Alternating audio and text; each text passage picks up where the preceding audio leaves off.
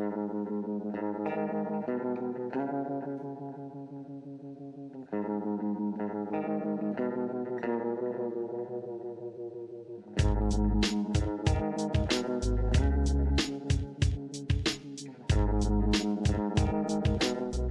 back to Appalachian Dim Sum, where entertainment is our comfort food. And this is episode 63. Yes. And this is our first episode of kind of trying to do a weekly thing. Yeah, kind of getting away from our original appetizer menu format with all the segments, which made a lot of sense to us, but maybe not so much to anybody else. But. Yeah, we're trying to facilitate breaking the episodes up and having segments that we can post that's a little more digestible for people. Yeah, and on point and also identified. So get your mic on. There you go. Sorry if that sounded weird. Yeah. So yeah, this one, this is our intro into multiple things we're going to talk about. Right. Talk about Ghost in the Shell. Mm-hmm. Also, probably the first video game and maybe the last video game I'll play this year. Yeah. With the God of War Ragnarok. You've got a couple of things you've seen. Yeah, I'm going to talk about The Boys. The season 5 came and went, and talk about Project Hail Mary. I went and saw that in the theater, like on the last day it was available. And I'm going to talk about Cyberpunk Edgerunners, an anime that came out years ago. The most important thing to update anybody on is it is now 154 days, 11 hours, 32 minutes until Godzilla Minus Zero gets here. Excellent. So we need to figure out how to get a countdown clock visible somewhere up here, or maybe I just need to make one hanging on the wall next to Godzilla back there. Something like that. That would make sense. I was looking about, because we use PowerPoint for our visual aid on here, and I was looking at how to do like a PowerPoint countdown clock, and that's a little beyond me. Yeah. So a big part of what we've done in the past too is we've always tried to incorporate some food into what we do. Mm-hmm. And we're not going to give up on that because we like to eat. Absolutely. Well, it is Appalachian Dim Sum, so you got to incorporate food in some way. Usually you're the creative mind behind the dish on most of these things. You brought that again today. I didn't let it get away from me this time. We'll talk about it at the end of the introduction here. Okay. All right. Well, I did want to talk about a couple of things. In the introduction, I'd like to bring up some stuff that I don't have a lot to say about, but it's like, hey, this is some of the things I've been doing. Yeah. So there are 4 things. I have had a really busy month. I know you've had a busy month as well. Yeah. But for different reasons. My month has been busy because No Man's Sky came out with a new expedition called Swarm, and it's these Sentinel it's a new kind of Sentinel. They're like corrupted, sort of, and they're attacking the universe, and they're just everywhere. And they have these motherships that just loom outside of planets, and you have to attack them. And there's different factions you get to be a part of. It's pretty intense. And that's a big upgrade with the game in terms of like not just going around and building stuff and collecting materials, right? Right. They're really, I mean, No Man's Sky is one of those games where probably the only game I would say has completely changed over time. Yeah. When it came out like 10 years ago at this point, it was just, hey, to kind of wander around, collect stuff, and get enough resources to get to the next planet, to collect stuff to get enough resources to get to the next planet. Yeah. But there's all sorts of stuff you can do now. SimCity on crack. Yeah, right. They do actually even have they don't. It's not a city building thing, which I would love. I'd love it if they had a city building element. But you can become a like a mayor of a little town, and people come to you with their problems, and you get to decide what to do, and that affects your town in certain ways. It's kind of fun. I liked SimCity when it was like the little above thing, and you just built stuff, and then you had earthquakes, and you had to fix everything. Traffic looked like ants. I played it to the point where they had little animated things where people came to complain to you as mayor, and that's where I was like stopped. I was like, this is annoying. Didn't one of them have like a Godzilla in it? The original one. The original one, yeah. You could sit there and just type funds and keep stealing money until Godzilla would show up and just start running through the because that was how you got your free. Was it $5,000 or $10,000 every time you typed funds? Okay, I don't remember. That's funny. If you had caps lock on and you type the word funds, you could get whatever the increment of money that it gave you was. And I would just sit there and just type it as fast as you can because it eventually would trigger a disaster. And usually it was either like sometimes it would, if you did it enough times, you get an earthquake and Godzilla would come at the same time and just kind of plow through the city. Nice. But that's great. The net money that you got by stealing money with funds was enough. You could just fix everything when it was done. The last time I seriously played SimCity was on a flip phone. This is ridiculous. The last flip phone I had, I played SimCity on it. I played Doom RPG on it, and I read Fight Club on it. I can't imagine doing any of those things on those like 1-inch phones, 1-inch screens now. I played it on my Macintosh Color Classic. That was my greatest era of video gaming when I had that and Pirates. And I remember I felt like I like won the game in the SimCity on the phone when I got it to the point where I was making money, and I was making more money than I needed to maintain my city. Yeah. So I was like, I won. I'm a profitable city. So the other thing is Dune Awakening. Recently, because of population among all the servers, they shut down like 100 and something servers, and I was on one of the servers that was getting shut down, and they gave us like a 6-week head notice to just what, to download whatever you could, or could you save it? Or well, that's why they gave the notice. You can transfer from one server to another. Okay. And you can do that with like server tokens, and you can get server tokens normally, but they gave everybody a server token to move. Okay. I've never really looked at how to move from one server to another, so I don't know if you have to actually like pay money, or if like there's a cooldown period where you can't, if you transfer once, you have to wait for a period to transfer again. I don't know. I was never really interested. I was happy in my dead server where no one else was. So anyway, I had my base. I was maxed out on base parts, and it was this really, not really well designed, but like just slapped together base inside of a cave structure. So my base was really dependent on the surrounding rocks, and the way they had the transfer system is like, well, we've created a new tool that lets you pick up your whole base. You can take your base, but not the cave. Right. Now, if I go to the new server, if I could place it in the same spot, in the exact same orientation, which that would probably not, but if I could place it in the same spot, I could just transfer it over.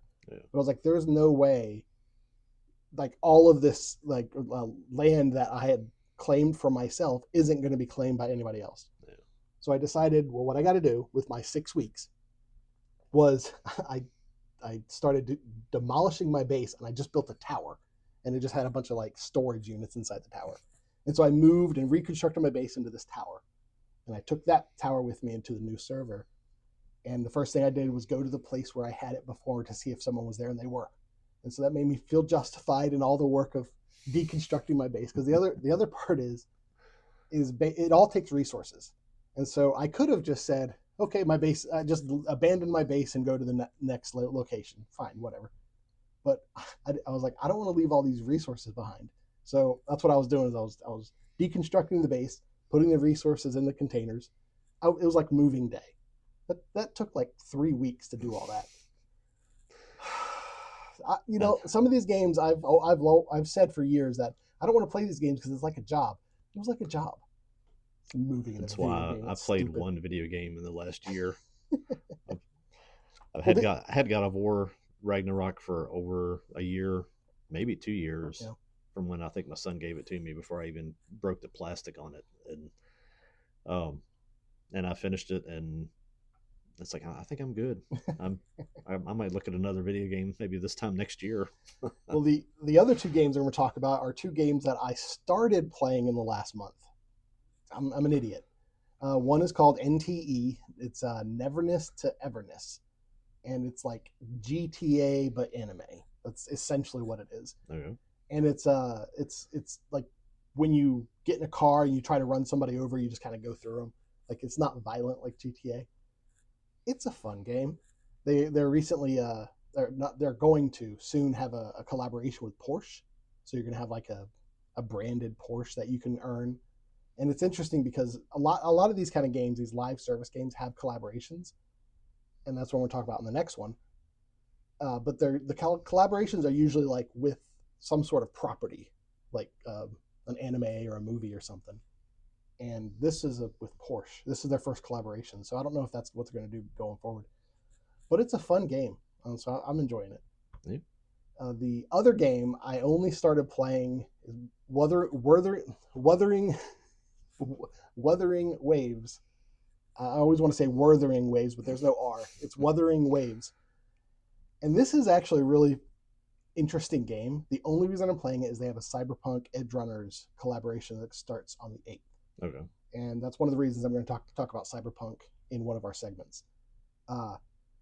What I've played in this game, because I've gone in and I'm just like skipping through dialogue and stuff to try to get resources for the collaboration, because all these are free games, and you have two options: either play the game to earn resources to try to make pulls, or pay real money. And I refuse to do that. I refuse to pay real money to get resources to make pulls in these games. If I play the game for long enough, you had to pay real money to buy the game, right? No. Oh, there was no. They're completely free to play. Oh, I got you. Yeah. Yep, a completely free download. You play it for free. There are a lot of players who play these games and they call themselves free-to-play players because they're like, I'm never spending any money on this. Yeah. And they just don't get some stuff. You have to sit through ads, I guess. No.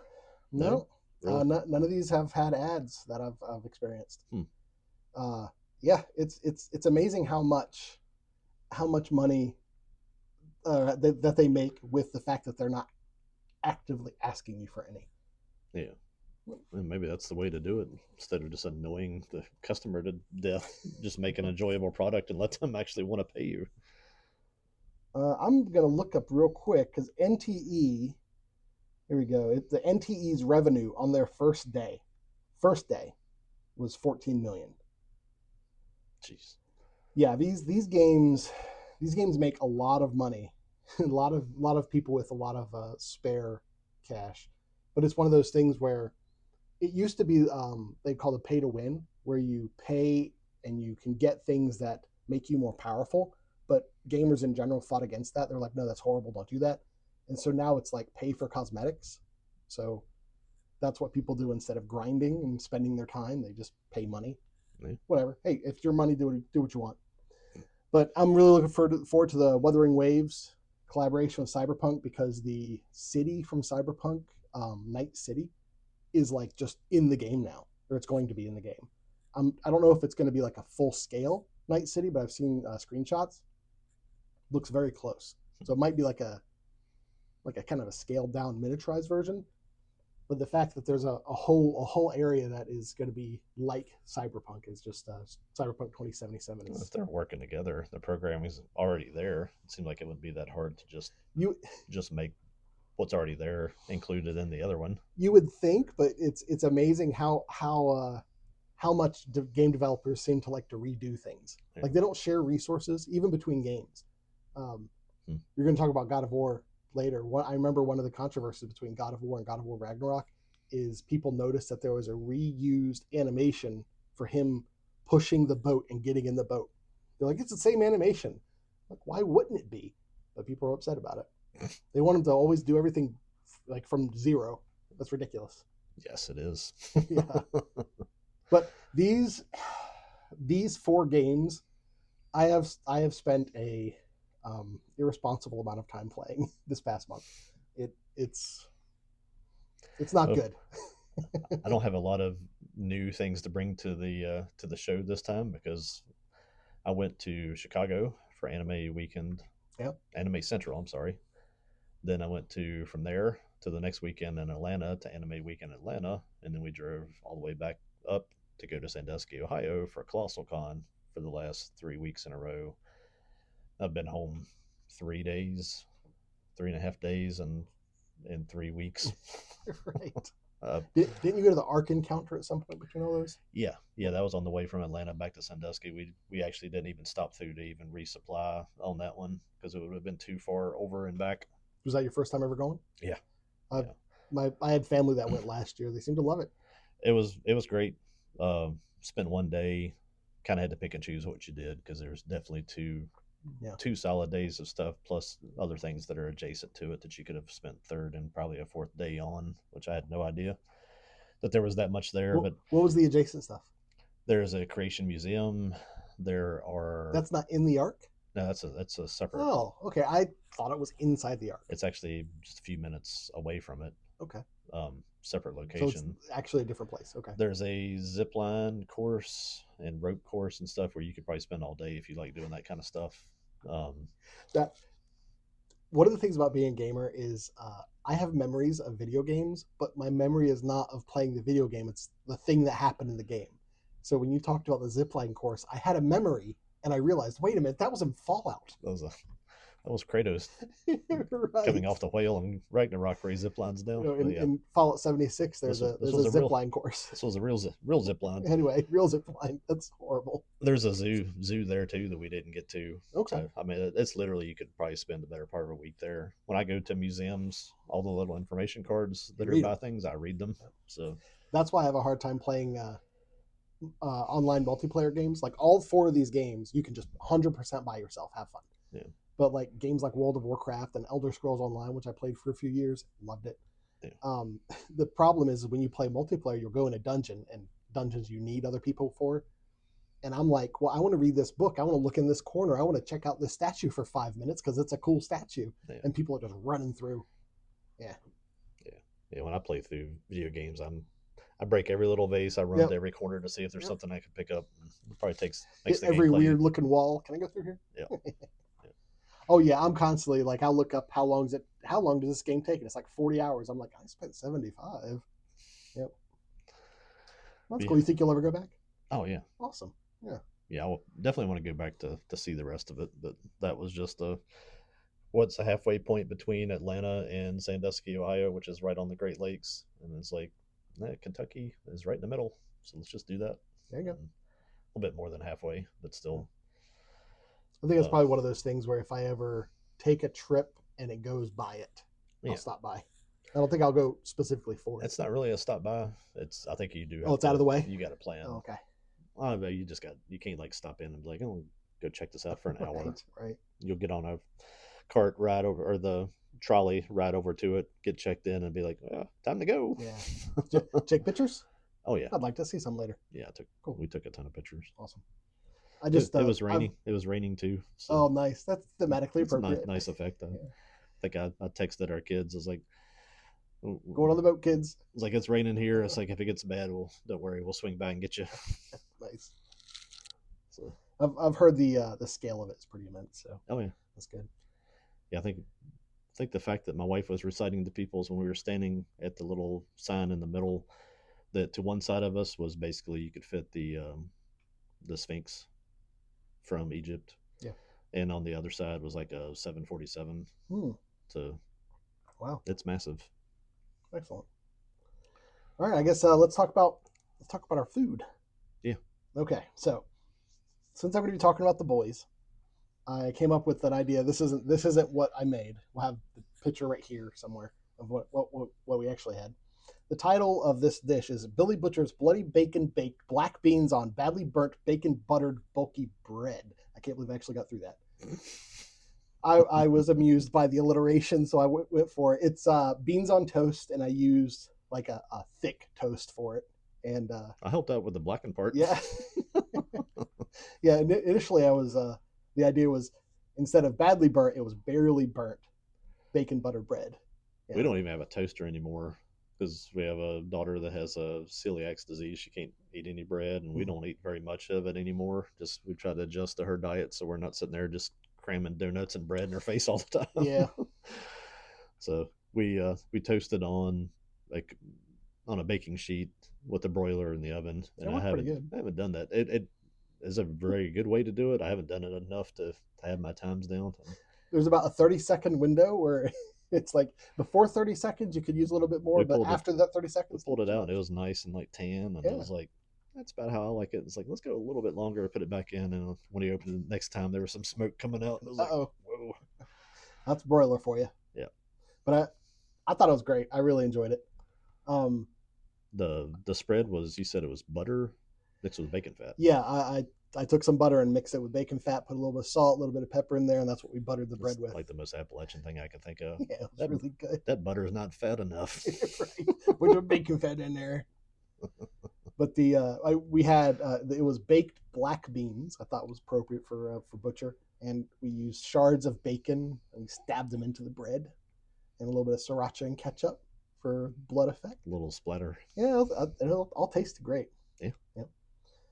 Yeah, I've got more of the beans at home. I'm looking forward to getting back to them.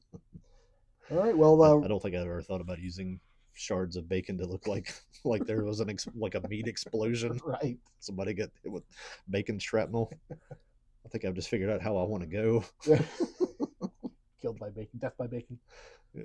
Well, for this, I finally admitted to myself how to cook bacon. It's one of those things where I've always known, but I always try to do it in a different way. Let me try it in the microwave. Or one of the things I've tried to do is I was thinking about how like George Foreman grills, you can let the fat run off. I was like, well, I want to have the fat run off the bacon, and I would like suspend them with like skewers, and they're just so rubbery because they're not in the bacon fat to fry. So this time I said I'm just going to leave them and let them fry in their own bacon fat and have at it. They're very good. I don't remember if it was a Hillbilly Kitchen or Paula Deen. I think it was Hillbilly Kitchen. You put it on like a cookie drying rack over a baking sheet in the oven and let it drip down. Actually, you can cook other things with the drippings. We actually cook not okra, Brussels sprouts. Nice. Cut Brussels sprouts in half, put them cut side down, and just under the bacon. Under the bacon, same time? And just let it all drip down and cook it. That sounds amazing. The bacon by itself is amazing that way. Does the bacon crisp up? Yeah. Okay. Yeah. No, it's crispy. It's not it's not sitting in the fat, so it's not so greasy. Whichever lady showed me that, I'm eternally grateful. That's one of the greatest things I've ever experienced. I don't even like Brussels sprouts, and when we do that, I'm just I'm literally like Cookie Monster. I'm like, Oh, I love Brussels sprouts. I'm looking at Paula Deen bacon Brussels sprout recipe. That might be where it was from, but maybe that's what we'll have next week. Some bacon Brussels sprouts. Well, while you're navigating 4 video games, I'm watching old ladies cook stuff on YouTube. Right, there you go. I'm lucky. I'm not any larger than I am. That's just because I don't have the resources to go out and buy all the stuff and cook everything that I see. Yeah, if you did that, it's expensive when you go out to like make a specific dish because there's always stuff you don't have. Yep. Like I have a whole thing of blackstrap molasses now. I don't know what I'm going to do with blackstrap molasses. You got to start looking at recipes. Yeah, that's what you got to do. Recipes for this. That's why I like the Hillbilly Kitchen. Give that lady's channel a nod. She does everything and really does focus on it being affordable. And there you go. I've heard, actually, I just typed in blackstrap as a blackstrap Brussels sprout recipe. That would be good. Yeah. I've heard that you can do this thing now with some of the AI where like you take a picture of what you have ingredient wise and it'll be like, here's a recipe. All right. I'm not ready to do that. But the next thing we're going to talk about is Ghost in the Shell. Yeah.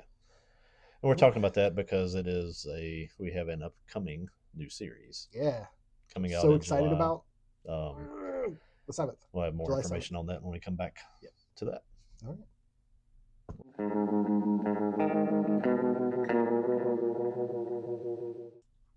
All right, welcome to our segment on Ghost in the Shell.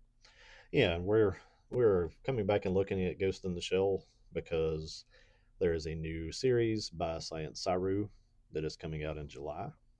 I don't think. Did you see an actual day? I keep saying. I think it's July 7th. Is it okay? Mm-hmm. I keep saying July of 26. I was like, that's almost here. They should have a day kind of worked out, but keep missing July it. 7th, 2026. And it's also confirmed that Amazon will have those rights. So it'll be on Prime, which means I'll actually be able to see it. I kind of figured it would be on Crunchyroll if it was not. So I could catch it that way. But at least it's not on like Netflix, which is nice. And our tentative plans change, is to have like watch the episode and then talk about it that week. Yeah. We're going to try that, see if that works. Yeah, I was looking last night. I don't know. How many? I didn't see a listing of how many. I'm expecting it to be 12. It might be 8. That seems to be the numbers that people always seem to go in between. But and a part of me is like, season used to have 24 episodes, but then a part of me is like, I'm okay with fewer. I don't mind it being a lot of episodes. I just like for it to be broken into manageable seasons. Yeah. So that you can take a break from it at times. Because my wife and I are still going through Golden Kamui. I think we're to like episode 18 or something of that. And the first season is 49 episodes, which is so random.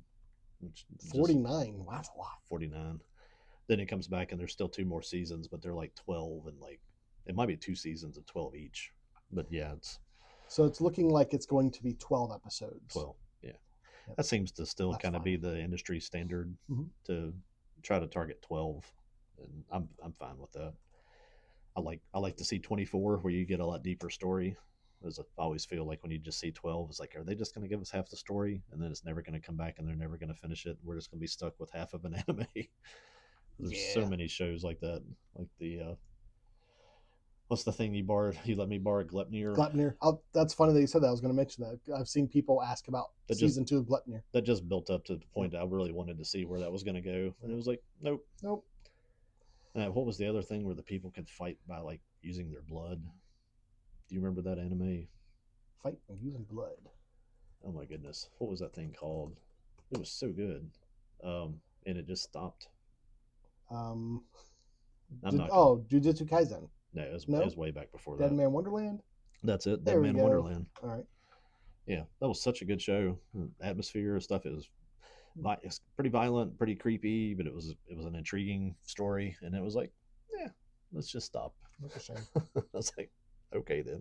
Well, that's one thing about Ghost in the Shell is like all the various iterations of it is just like retelling the same story, really.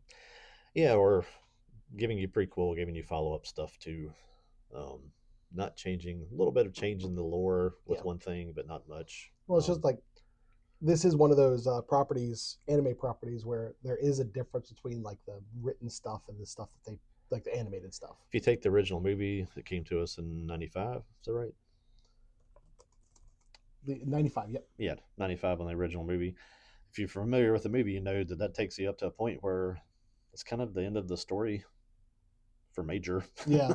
I mean, there's not really been not too many places to go. They actually do go. They go to Ghost in the Shell too, but it kind of seems like after that, the more story that there is to tell is what happened before the 95 movie, and they did do that a lot. But the original Ghost in the Shell movie is based off of the manga by Masami Shiro. I think he wrote it. It wasn't very long before that. Did you say it was like 89, 90, something like 89, that? Yeah, which I was surprised. I really thought it was like early 80s, but no. It was directed by Mamoru Oshii. Mamoru Oshii. There we go. Oshii. What else did he do?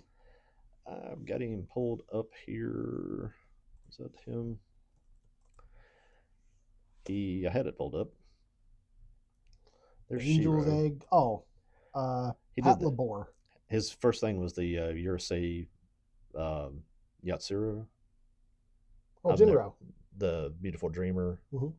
I've seen those animes. I've never watched them because I'm not really keen on watching ones of girls in bikinis.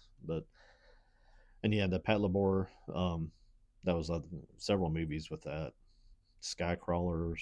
Like he did those after the Ghost in the Shell stuff. But he's prolific. Yeah. And Shiro, I think we've talked about Appleseed, or at least I talked about Appleseed. That's something I watched. Yeah. We both watched it. Yeah, that's right. He did that before Ghost in the Shell in manga form. And it was directed by Kazunori Ito, who seems to just kind of follow Oshii around. I think he does a lot of screenplays and writing. Yeah. Helps in production. I don't think he does too many things on his own. Looks like he did the Dot Hack series. Yeah. Pretty cool. Yeah. I was a big fan of Dot Hack back in the day. Yeah, it's all based off video game stuff, right? Yeah, it was like at least the first that I can remember, where it was kind of like The Matrix, where everybody was playing this online game and now they're stuck. Yeah. And if they die in the game, they die in real life. Yeah. Sword Art Online. That's like, when I heard about Sword Art Online, I was like Dot Hack? Yeah. I came into that idea through Sword Art Online. I know there was things that did that before. That was just the one that I watched and got into. But you know, if I've ever been interested in something from the title alone, Pistol Opera. I could write that right now. I just do the Barber Seville and just add firearms. It's a literal opera. Like I'm looking at images and they're on stage and stuff. Oh, cool. Anyway, Ghost in the Shell cost 330 million yen, which was about $3 million at the time budget. Its box office, it brought in 10 million. And then in home sales by 2002, it had brought in another 32 million. And then once it went to Blu-ray, it added almost another three quarters of a million extra. So probably 33 million is basically, and that's 2000, and I think 2017 was kind of like the last update that I've found on that. Yeah. So I mean, it's beyond that now because people are still buying copies of it and stuff. So hugely successful. And it was dormant for a little while. Yeah, kind of. It was a big influence on The Matrix, and I think movies like The Matrix and all that stuff that kind of spawned in and around that. There's a lot of visuals in because I didn't realize it until I started watching it. It's been a while since I watched this film, and one of the images that really struck me out, I was like pointing at the screen. I was like, "Hey, that's like Neo," was when the crawler grabs Motoko's head at the end. Yeah, I was like, "Oh, that's totally like when the bot grabs Neo's neck when he's coming out of the Matrix." Yeah, that's totally what. That's it. That's the visuals there. It's great. Yeah, I think that world of interest into cyberpunk definitely, whatever had built by the time this came out, exploded. Yeah. In that time of the Matrix stuff, and I think he brought along a lot of people got into some anime and stuff at that point because you don't really ever talk about it with the Matrix, but it is very, I don't know if Japanese is the right word, but the way it had martial arts and the costumes and stuff like that, it really played like a I would say anime. Or, I guess you say you even include the live action Western, but yeah, it's very Japanese influence. Westerns and samurai movies, or if you watch either of those or both of those, I love both of those. The Matrix was like that mixing of those things, and then after you get that like hit of like, oh my gosh, that's awesome, you start looking for any other thing that's like that, and I think I don't think I ever saw Ghost in the Shell until after I'd seen The Matrix. So okay. I don't know. I don't remember exactly how I got to it, but I just didn't watch anime back before 2000. Matrix was in 99.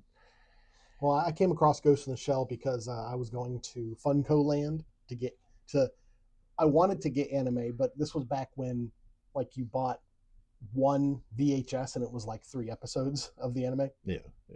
So I would just look at this binder of everything you could order, and I saw the Ghost in the Shell poster, and I was like, I am interested in this. I've seen lots of different posters. I saw one theater poster that I guess would have had any young man interested.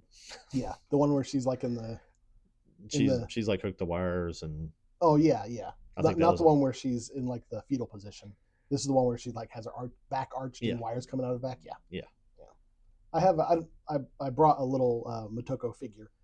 I have the McFarlane figure, and it's of that. Oh, that post, yeah, that was 100%. Oh yeah, teenage boy, young 20s marketing genius right there. And that was one of the things that, like in the 90s, that was one of the things that like Ghost in the Shell was known for. And it does have some fan service and whatnot, but like compared to what they have and stuff today, it's very tame. Yeah, and it's not. I don't compare it to stuff. Stuff today is so overtly pushing that, I guess, or focused on that. It's just the word you're looking for is gratuitous. Yeah, it's just that it's background stuff. It's not part of the story. Right. It's kind of different. I don't know.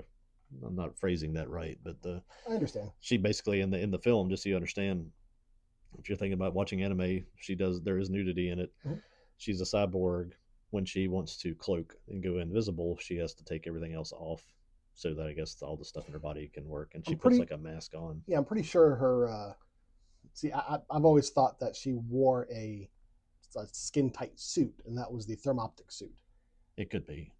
Yeah. It's just I know that's what they tried to make it in the Scarlett Johansson version because she didn't want to go full on running around the city with nothing on. But yeah, if you look, like there's lines like on her wrists and like on her thighs. Okay. Yeah, it's very subtle, but only thing I've ever noticed is almost has like a little drape that kind of it's like a visor with a drape because I guess her hair can't change, so you have to do that to make her hair invisible. If you really look at the design of the thermoptic suit, you come away with like, wait a minute, how does that work? I kind of thought that when because in the beginning of the movie it shows kind of, I guess, a flashback of her being created in like the factory. Yeah.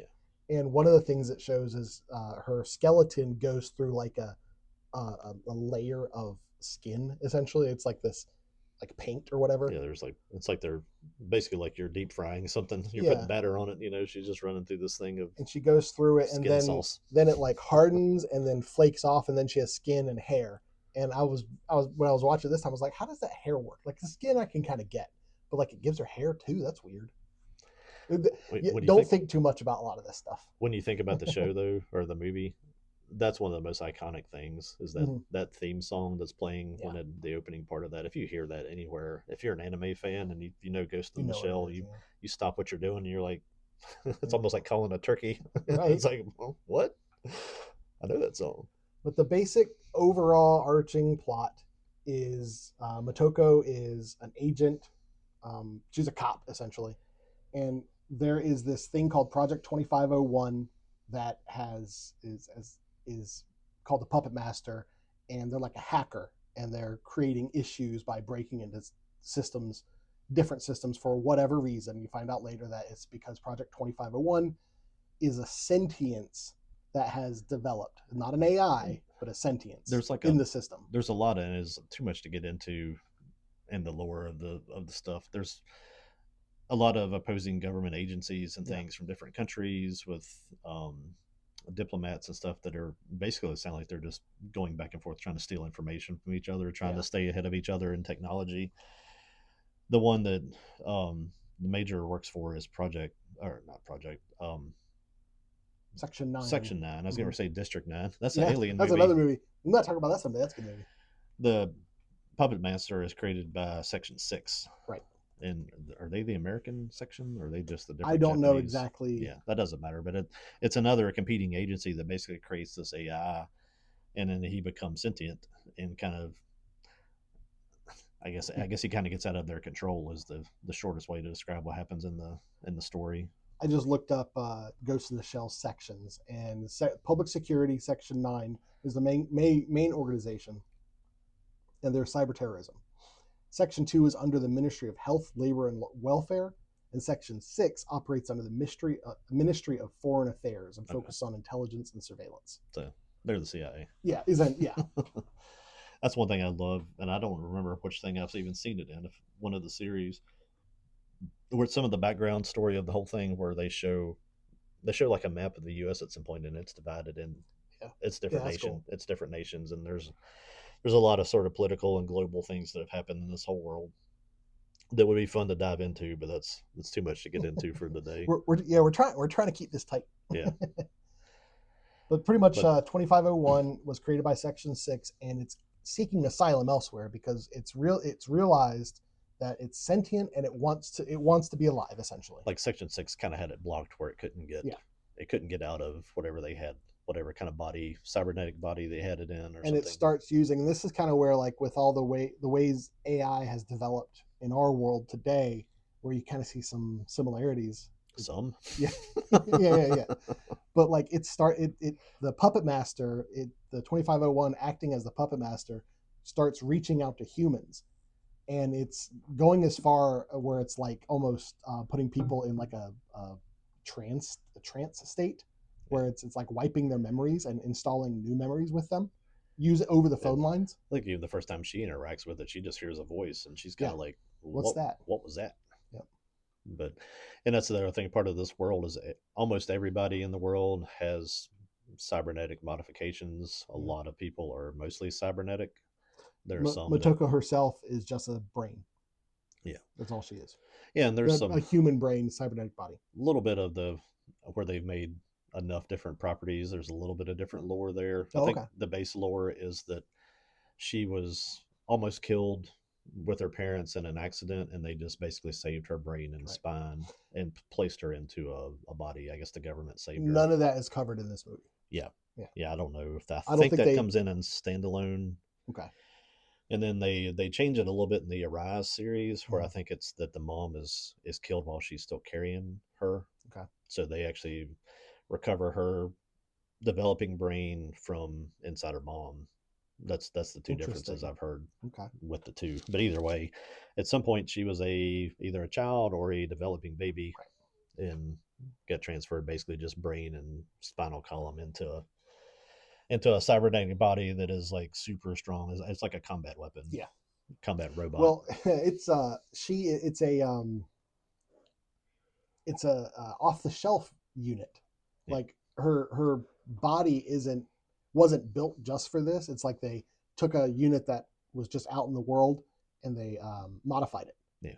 Because there's one scene that if when you first watch it, you might be like, what is she's just kind of like going down the road, or I think maybe she's in a boat, and she sees herself in one of the buildings sitting at a table. Yeah. And that's telling you, well, her body is just the body that's out there. Yeah. It's just a standard body. I think my favorite mod that I see through the movie several times, and I think you see it in the shows, is when anybody walks up to use a computer, like their hands will open up and their fingers turn into like all these little things, and when they type, they can basically hit all the keys at once, and they're just typing. They have like 20 fingers, thousands of words per second, and I'm like, that's pretty cool. But in the plot, it's they're chasing down the Puppet Master, which is Project 2501, and when they finally get to where 2501 is actually trapped inside of a cybernetic body. Yeah, they try to trap it, and I think it basically is like, I guess it had already kind of figured out what they were trying to do. Well, it uses human agents to steal it, and they're trying to get away. Yeah. And Motoko chases after them, and she pretty much gets destroyed trying to get at 2501. Such a great scene. It really is. He's in. I guess that's just the top half of that body that's in the tank. Yeah. And it's when I say tank, it's like a big. Well, no, the top half of the 2501, the translator or whatever. Yeah. That's in the car that's beneath the tank. Okay. Yeah. That's where they were transporting. The tank is just protecting it. Yeah, they've got that like spider tank that's walking around, and it's just. She's running behind columns that are just getting obliterated and shooting at Which it. Which is like totally from the Matrix. You see the columns are just like chipping away. Yeah, it's very cool. And then she jumps down on the thing to try to get into it, and she just like rips her body apart. She tears her arms apart, ripping the top off the tank. But yeah, the 2501 and her are communicating. I think she gets Bato, the big cyber guy with her partner with the little eye pieces. To plug her into the body that 2501 is in, and they basically agreed to merge. And the government is showing up at the same time to try to destroy them before anything happens to them, and they basically merge and escape into the internet, into the cyber world before their bodies. Well, the body of the one gets exploded. Bato covers her head and saves her head. He saves her head and puts it on a little girl's body. Yeah, and he's like, "Yeah, sorry." Yeah, and then she just goes up and is like, have you seen the second one? Yeah. See, I don't think I've ever actually seen the second one, so we're going to watch that. We'll talk about that one. Yeah, we'll talk about it next week. It is pretty much like the story of Major in the web. Okay. She's everywhere. Okay. That's pretty cool. So in the series, they talk about the ghost. The ghost is kind of like your soul or consciousness. Yeah, sometimes it's the awareness that the AI kind of develops into thinking that it's a sentient being. Well, that's what 2501 is. That's why it's important in this world. Yeah. And it kind of shakes Motoko because throughout the movie she's kind of questioning her humanity. That was always my question with her the first few times I saw this thing until you got into the other properties was she human? Was she an AI that developed sentience as well, or did she come from something? And they cover that in other series. They never really say that in the movie, so it's kind of ambiguous when if you just watch this movie. I like the thing that she says at one point. That says, I think it's Sabato. She says, the only thing that makes me feel human is the way I'm treated, because she is essentially a machine, a war machine. Yeah, like it's kind of random in the middle of the movie.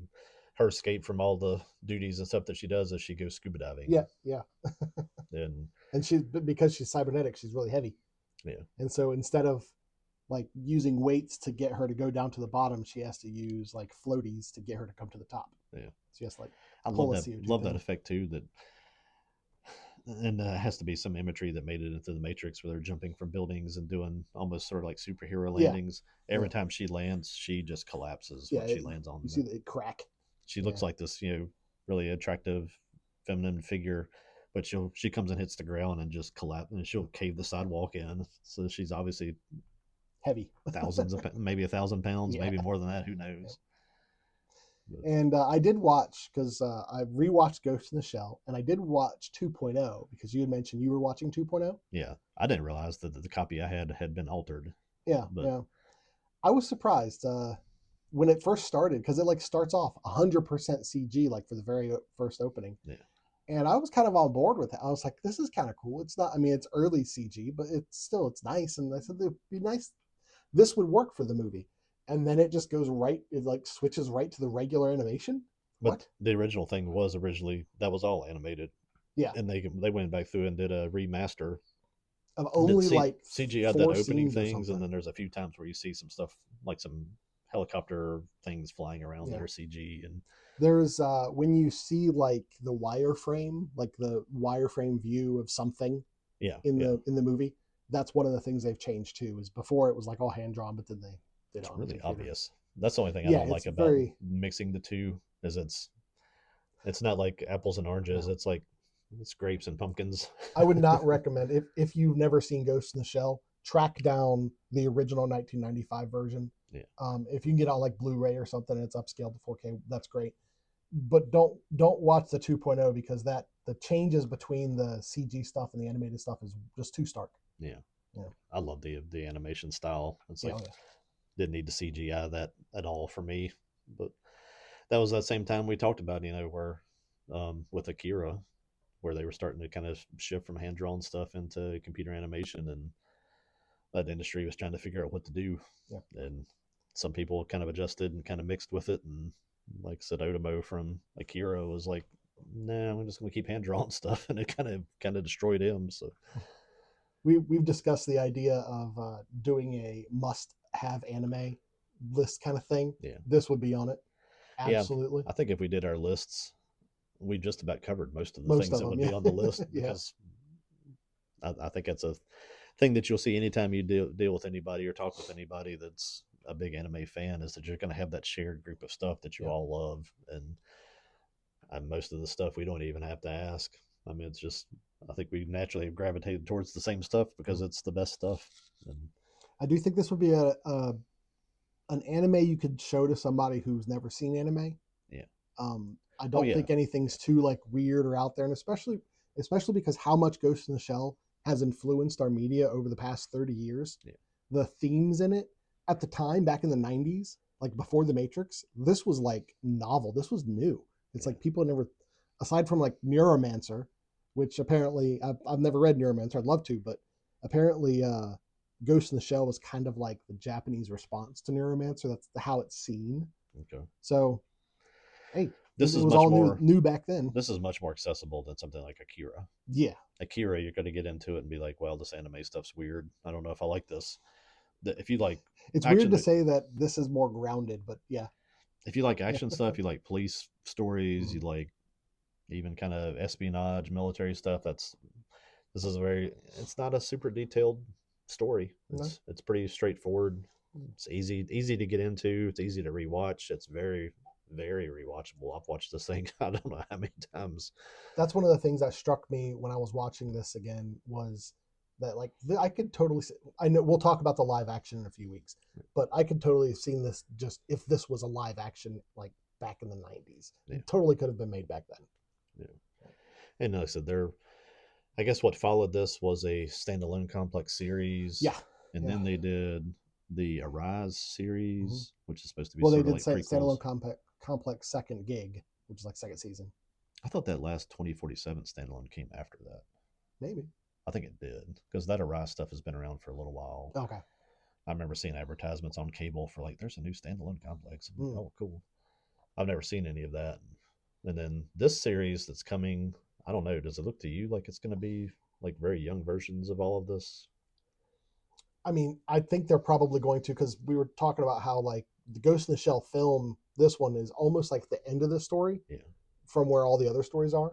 I wouldn't be surprised if like they start like right after she gets created. I saw a little bit of a trailer that was not translated, but it had a lot more action, and it does seem like a much younger version of Bato. Younger versions. I think even the chief has brown hair instead of white, so he's not old and white haired yet. So I guess it's going to be an early. That's fine. Give it as much running room as they need. Yeah. I'm definitely excited about it. It looks Science Saru. Some of the stuff in the trailer looks a little bit probably more comical than. See, I love that though. What I'm used to from this series, because it really is not a comedy show. Standalone complex. You have the little robots, the little spider robots that kind of introduce that sort of comedy aspect to it, where they're all kind of being silly and arguing with each other. That was another thing that I was kind of surprised at when I watched this. Is I thought I remembered Major being a little more personable. Like, she's very robotic in this. Yeah.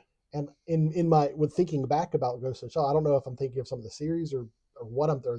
Maybe the game, the PS1 game. Actually, she's pretty robotic in standalone complex. Yeah, so I don't know what else. I think most of the personality comes from Bato and from the guy that I would be if I was in this show, the non-modified police officer with a revolver. Right. What's his name? I can never remember that guy's name. I know I had it pulled up here at one point. Yeah. Togusa. Yeah, that would be me. Yeah. But. All right. Well, we're going to watch the second Ghost in the Shell film, and we'll talk about that next week. But coming up, I think, what are we going to talk about? We're going to talk about some video game stuff that we've both been doing, and you've seen a couple films. Yeah, so we'll talk about those. We'll get into all that. That'll be the next section.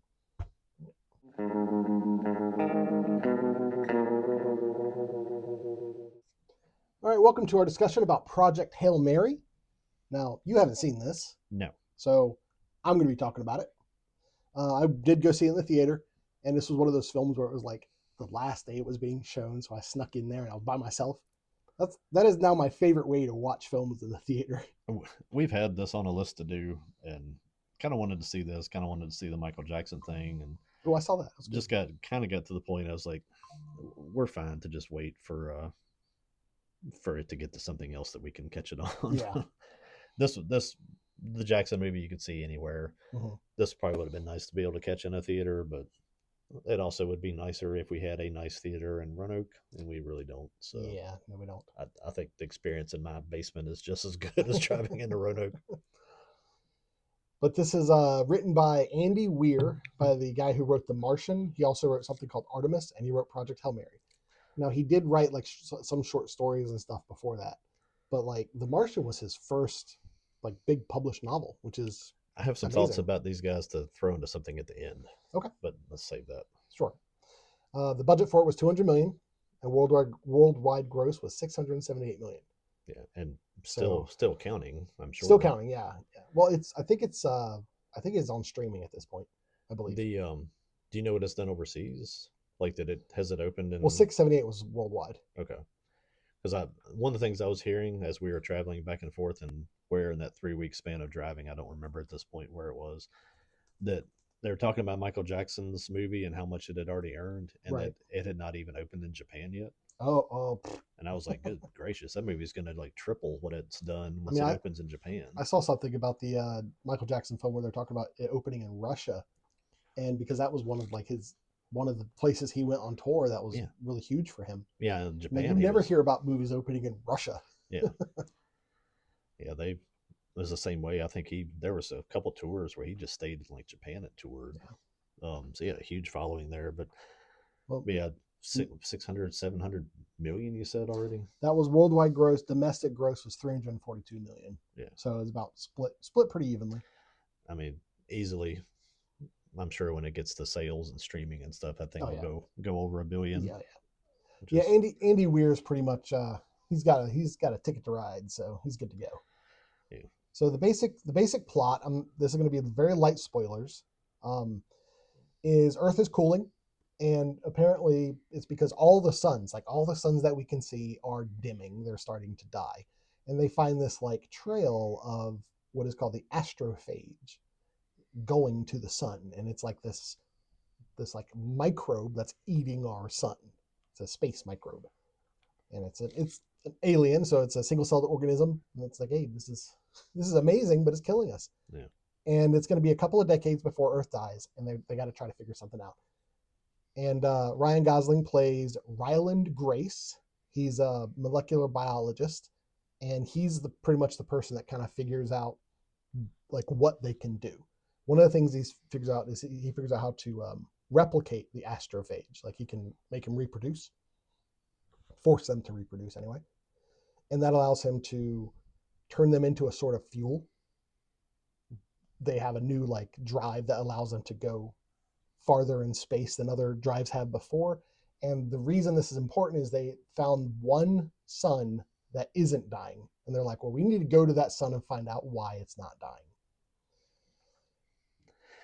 That would be the premise that seems to be the issue with any kind of movie where you're actually doing this, is how long it would take to travel and what we're capable of. Yeah. At this point, I mean, we're just getting back to the moon. Well, it's really 50 years after we went to the moon. Right. Well, when they make 50. Up a new form of space travel, it's easy to just kind of hand wave a lot of this stuff. I always loved that about the Interstellar movie, where like, you know, he was gone. His daughter was a child, and he comes back and his daughter's dying. Yeah. And he hasn't aged very little. Yeah. That was one of the things that because in the very beginning of the film, he wakes up from cryosleep, and the other people who were also in cryosleep had died from just malfunction. Yeah. So he's alone in space. And you get to see him kind of bumble about trying to figure things out, because when he wakes up, he doesn't really have a memory. So a lot of the movie is told in like flashbacks, where you see what he did on Earth, and you learn about the astrophage and learn why he's there, why he didn't have a memory. All that gets explained. Yeah. It's a solid film. Andy Weir is a very competent storyteller. You know, I was never a huge like Matt Damon fan, and really wasn't that excited about the idea of a story of a dude growing potatoes in his poop on Mars. Yeah, it sounds boring. And I've watched that maybe 5, maybe 6 times, because it's a well-made movie. It's kind of like a less violent Saving Private Ryan. You can just, whenever you come into it, you can just start watching it. And I don't know that about Project Hail Mary, but those kind of guys don't make a film like The Martian or stuff like that by accident. Right. I mean, they have skills. One of the things The Martian was praised for when it came out was like its scientific accuracy, that sort of thing. But I've seen since then people like pick it apart and be like, well, it's not actually accurate because of this and that. But it's like, it's almost soft sci-fi, where it's not hard sci-fi, but it's not like space fantasy. My attraction to anime that's based off of historical stuff is, yes, they bend what actually happened and take some liberties with a lot of stuff, but just having it based in real history, right, instantly makes it more interesting to me. And the same thing with it based on science stuff. People that are picking it apart, have they been to space? Right. Have they created any spaceships? Have they done anything other than sit around and pick stuff apart? I don't think so. You're speaking to Neil deGrasse Tyson now. Yeah. But everybody knows about Rocky. He's the little alien sidekick. Yeah. He meets him on the way, and the premise is Rocky is also from a planet who is dying, and they also noticed, hey, this star isn't dying, and they also said, well, let's go and see why not. And they were kind of in the same situation where both of their crews died, and so they're both alone. And there's some really endearing segments where it shows them trying to learn to communicate with one another, and it's almost a comedy at certain points. Yeah. The whole movie is very lighthearted. I know a lot of people compare it to like Interstellar, an easy comparison. This is very much like a Interstellar light. I always thought, looking at the previews and stuff of this again without having seen it, was like, this is like E.T. in space. Maybe something along those lines. I could see the argument for that. This E.T.'s like, it was a good kids movie. Yeah. It gets intense, you know, especially when you're a kid, when the agents and stuff show up and are trying to take E.T. away and he's dying, and you're a little kid, you're like, leave him alone. You know, I could see Rocky being a draw for the kids. Absolutely, he's very cute, very lovable. Even though he's just rocks. Yeah. And because I remember when I saw the trailer, I thought Rocky was maybe like a robot. Like I was thinking Interstellar, and the TARS robot. I was kind of making that comparison between those two. Yeah. But no, Rocky is an alien life form, and he's not like At least not that I can remember. It's not like rocks are like it's not he's an alien life form that is bringing life to the rock or anything like that. Like he's like the life form looks like this rock. He's just made of rock. Yeah. Or something like rock. Yeah, something like rock. Yeah. It's a wonderful film. It's definitely one I think I'll probably buy when I can get it cheaper. Yeah. I put it on my my wish list on Fandango. So when it goes up for $5, I'll hit buy. Yeah, I'm looking at the cast here. There's not too many people that I even know, which I kind of like. Let me bring that up. As Ryan Gosling is it? Ryan Gosling. The all the other people that they're listing there are people I kind of look a little bit familiar. I'm sure they've probably been in some series or something. Sandra Huller, Milana, they went overseas on this. You got a lot of names I can't even say. Well, the main female scientist that was kind of like wrangling him on Earth, she was like Russian or something. It was very much wanted it to, that this girl. Yeah. Yeah. They very much wanted it to seem like the whole world came together to try to solve this crisis. I unfortunately saw her in Werewolves Within. Oh, that was awful. That was not worth mentioning that one. The other lady, she's in all kinds of stuff I haven't seen. So yeah, I like that. Just seeing the. Oh no, that's the. Main, that's the Wrangler. Okay. Yeah. No, she's Sandra Huller. Huller. She's German. Yeah. The pretty much the only other thing I wanted to mention was apparently, like most of the special effects on this was done practically. Yeah. Now, obviously, not 100% could be done practically. A lot of times they say, "Well, this movie was done practically." And you look at the behind the scenes and there's green screens and stuff. Yeah. But there's one of the things that they have to do in the film is they have to connect the two ships so they can communicate. And like that whole sequence, apparently they actually like built the hull that was that connected the two. And Rocky, because he's from a different planet, breathes a different kind of gas than we do. So they always have this like glass structure between them that Rocky produces. Yeah. And knowing that that's all, like even Rocky himself is a puppet. Like he's not CG at all. And just knowing that when I was watching and I was aware of that, it made it a little more endearing. I remember seeing a little bit in the preview too of Rocky's ship. It's got all like almost like crystal looking shards. Yeah, crystalline. Yeah. Cool design. Yeah, definitely looking forward to seeing that myself. If there'd been any other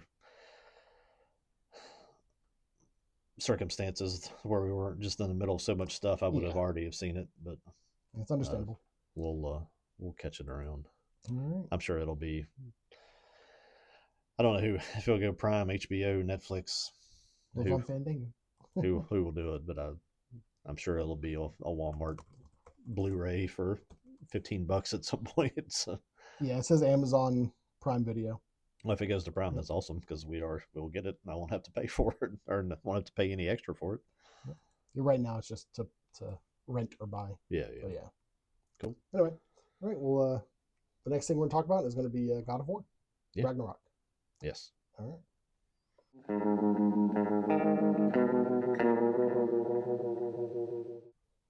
All right, we're back this time talking about the my once a year video game consumption. probably longer between games than that, honestly. Right.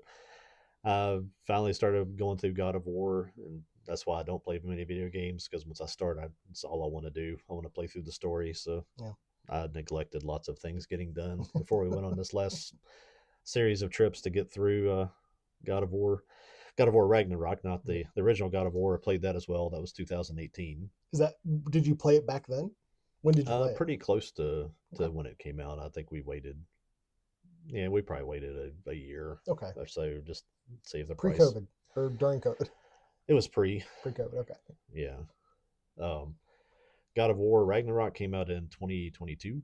Like I said, it's a sequel to the 2018 God of War, which was how many games before that? 3? 4 main and 3 spinoffs. Yeah.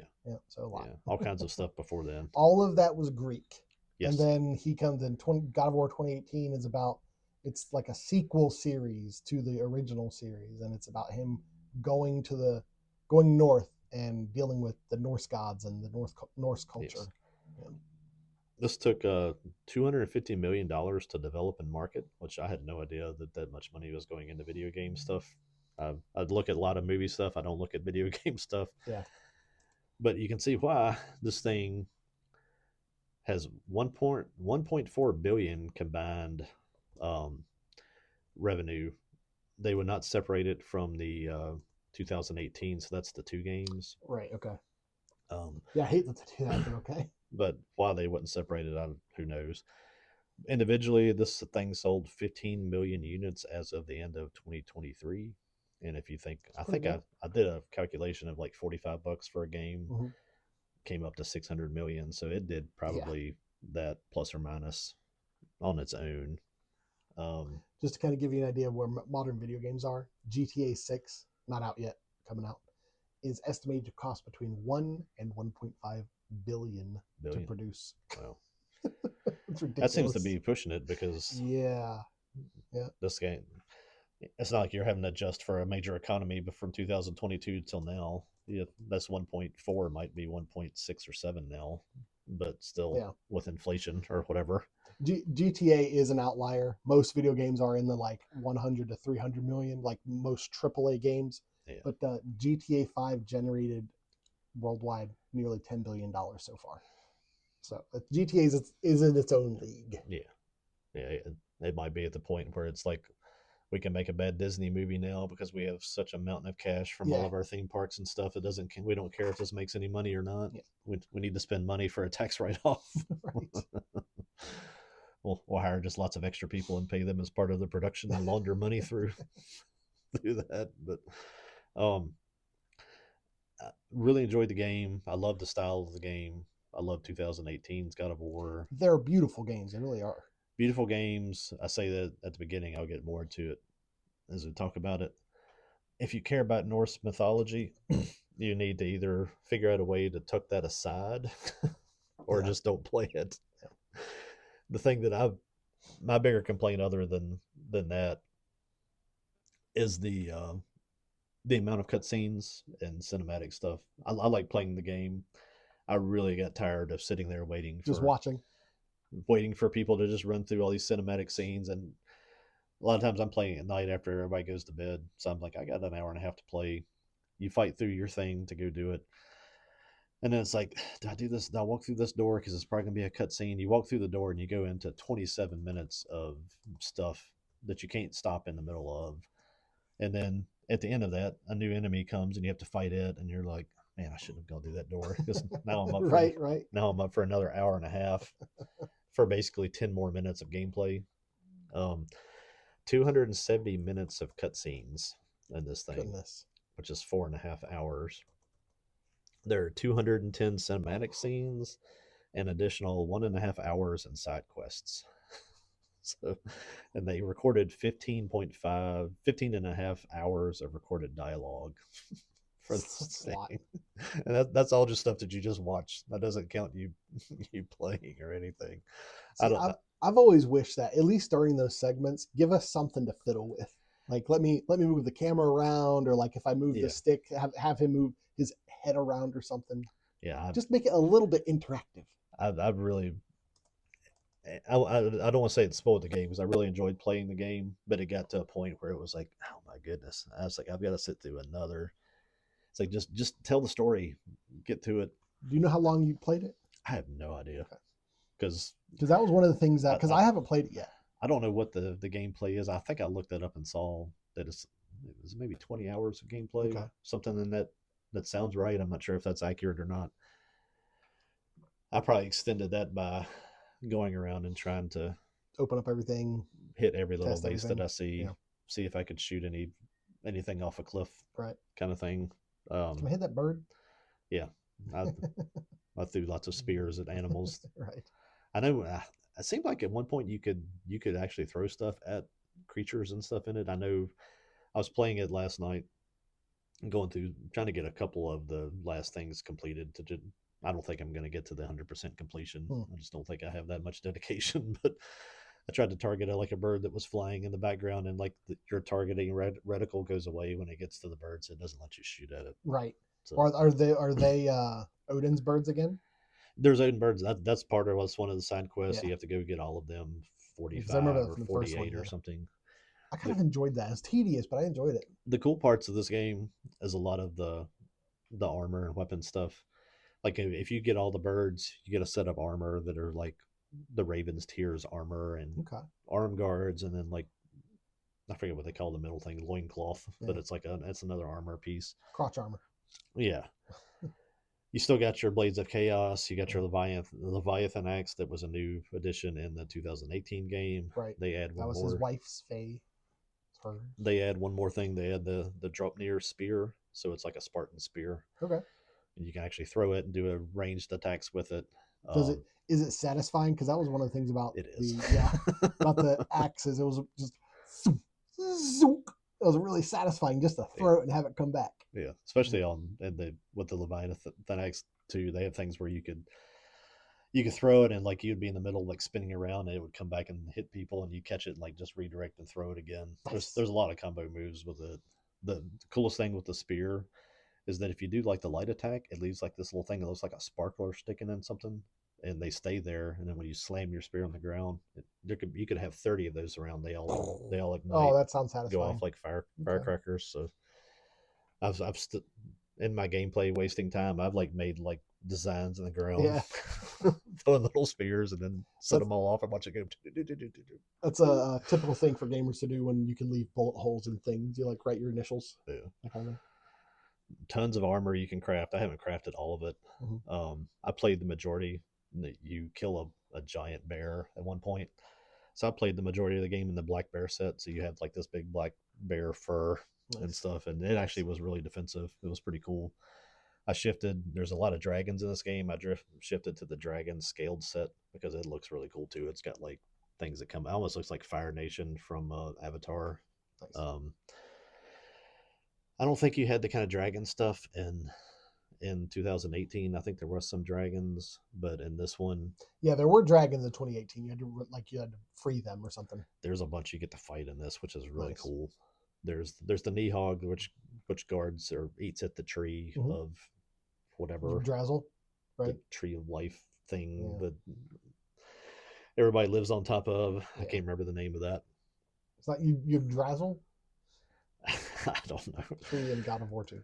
There's a task where there's like, what is it, 1, 2, 3, 4, 5. There's 5 dragons that you have to go find and fight. There's names are so cool. There's the Ash Tyrant, the Corpse Eater, Crimson Dread, the Everlasting, and the Pale One. And when you defeat all of them, you actually can make armor and stuff from their pieces.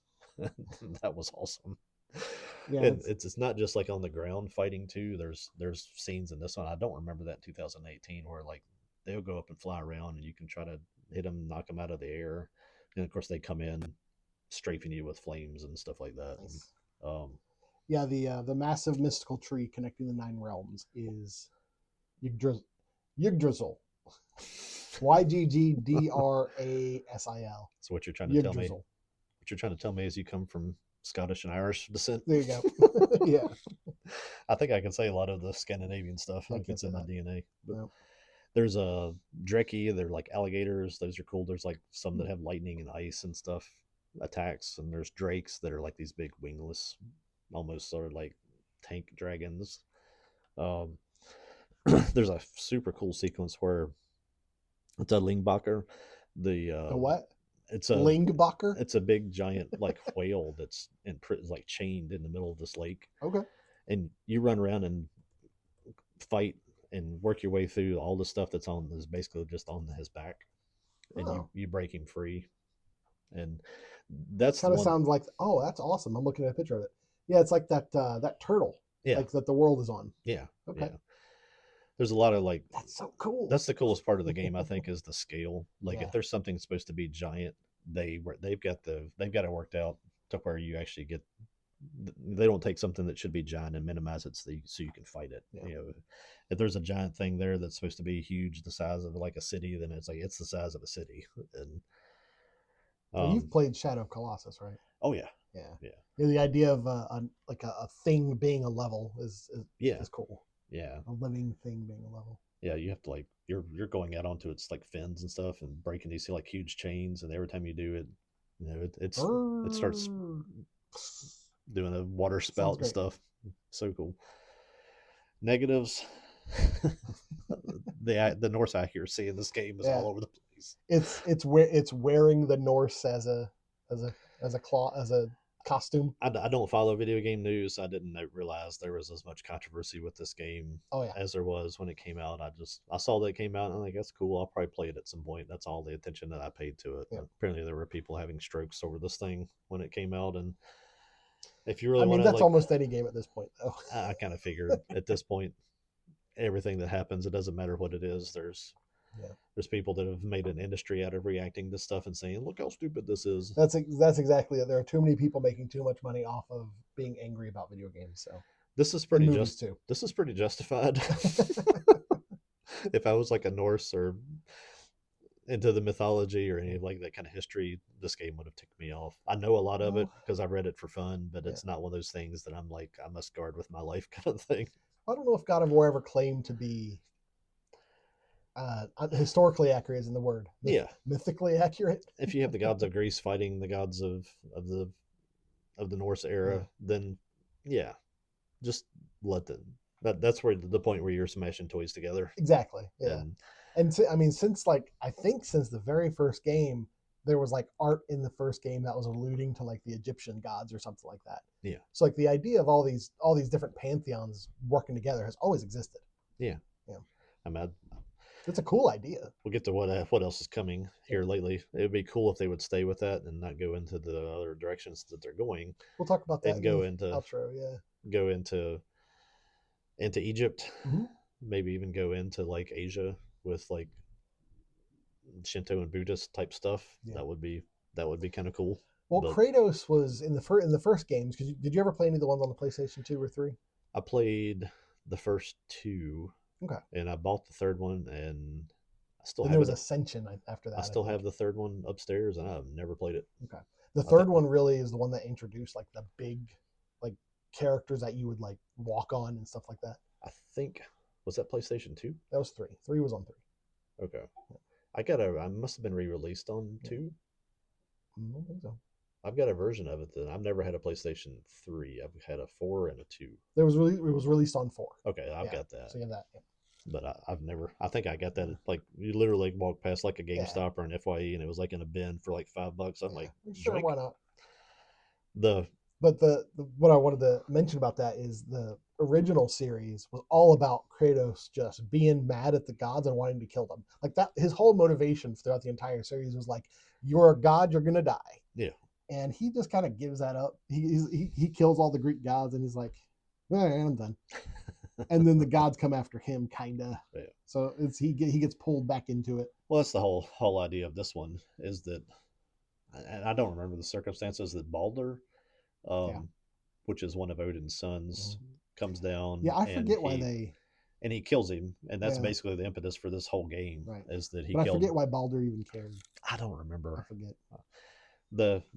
While I'm on Baldur, it was probably something like because Kratos was kind of in hiding, and it was probably like Baldur found out who Kratos was, and he was just like posturing. He was like, "I'm gonna go kill him because I can. I'm awesome, and this guy's gonna die." On the Norse accuracy stuff, Baldur is like, it's blasphemous to say this, but a lot of people say he's sort of like the Norse Jesus. Okay. That he's the fair, loving son of Odin. He's all like flowing hair and all this stuff. And in the game, kind of a punk in the game. In the game, they made him like a Scottish like street thug. Yeah, got tattoos and stuff. Thor? The cool thing on him, you can pull up Thor. I'll get to him in a second. The whole idea of Baldur in actual mythology is that he was so perfect and like so.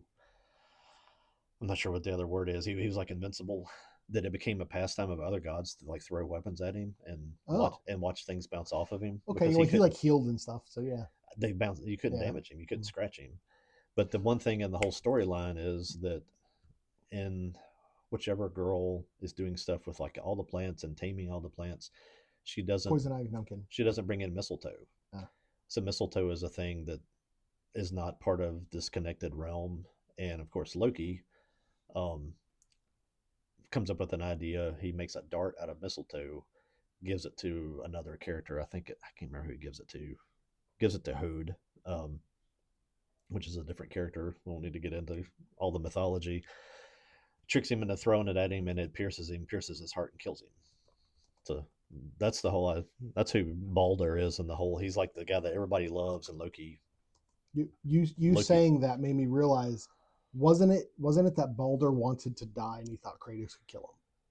Like I think that was the whole reason he attacked Kratos. Yeah, I do not remember. I think because he can't die, so he's like he's tired of living and he wants to feel something, and he's like this Kratos, the god of war, he should be able to relieve me of this unending life that I have. Yeah. I think that's what I think, if I recall. I know enough mythology that this game confuses me when I go back and try to think about what actually happened in the game and what the real mythology is. I think I said it to you when we were having our toast. Odin in this thing is like this little tiny kind of weird looking. Looks like he ought to be like an accountant, and yeah. he's voiced by a guy that sounds like he should be running like a pawn shop in New Jersey. Right. It's like what were y'all doing with the voice? You get Mimir in the first game. You end up taking his head and wearing it on your belt while you go around. Mimir's like the brilliant strategist and all this stuff. He's Scottish in this game. He's voiced like it literally is like a Scottish like Highlander voice. I'm like, what? When it comes to Americans and our media, we don't care if it's like old timey Europe. It's some sort of like Scottish, Irish, or like British English. That's as long as they have one of those accents, we're fine. Yeah. It doesn't matter where they're from in the geography.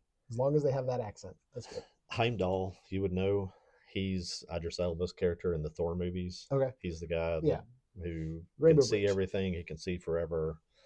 Guards the bridge. In this, they portray him as like this little like entitled jerk blonde kid.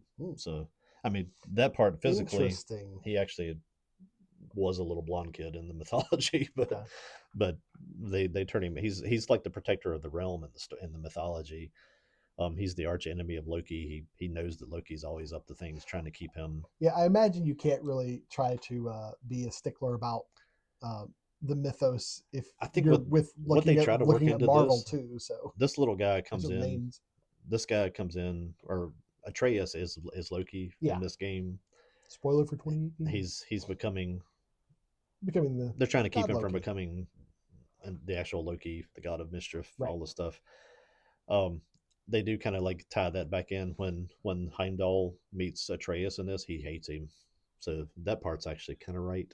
It's just they kind of get there from a different street. A big part of like the side stories in this is Thruther or Thrud. That is Thor's daughter. In mythology, in real mythology, which is not real, she is a Valkyrie that serves beer to the warriors in Valhalla. In this, I was afraid that the next game coming would just be the story of her, because in this one she walks around with Atreus, and while he fights stuff, she laughs at how weak he is, and she just kills everybody about like raising her finger. Right. She's overweight. Kind of looks like a con goer, but they make her as like she's the perfect thing. And of course, at the end of this game, this is the actual portrayal of Thor. Yeah, Thor is a big man. I love the portrayal of Thor. You're so used to seeing the Chris Hemsworth version of it. The muscular Thor. This is actually voiced by Ryan Hurst in the game. Well, I mean, Thor, at least in popular media, is always portrayed as like an idealized Nordic man. Yeah. I'm thinking of Adventures in Babysitting. Remember that film from the 80s? I never saw it. Oh, okay. I know what you're talking about, but yeah. Yeah. I think it's Elizabeth Shue plays in it. And the guy who plays Kingpin in I'm going to look that up. But anyway, he plays Thor, and he's like this. It's like they specifically show his like glistening muscles and stuff. So that's our vision of Thor is not what they have in God of War. This is a little bit more like the fat Thor in the Marvel stuff. except for like he's a drunk, but he's like super violent and very disagreeable. But spoiler alert, in this game, he gets killed. That's one of the little cutscenes at the end of the thing. Of course, through I always want to say her actual name instead of Thrude. That's the English version of it, but Thruther. Okay. She comes in and finds his hammer and, of course, takes it, and she flies off. And I'm like, oh, Lord. Okay. So I guess our next video game is going to be her showing us how much better she could be with Thor. She might be in it.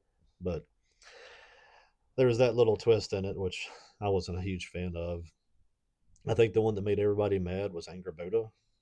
She is a pale, red-haired giant, or Jotun. Jotuns are giants. In this one, they make her a black teenager. Yeah. I don't know why. I guess they just wanted to change stuff, whatever the reason is behind that.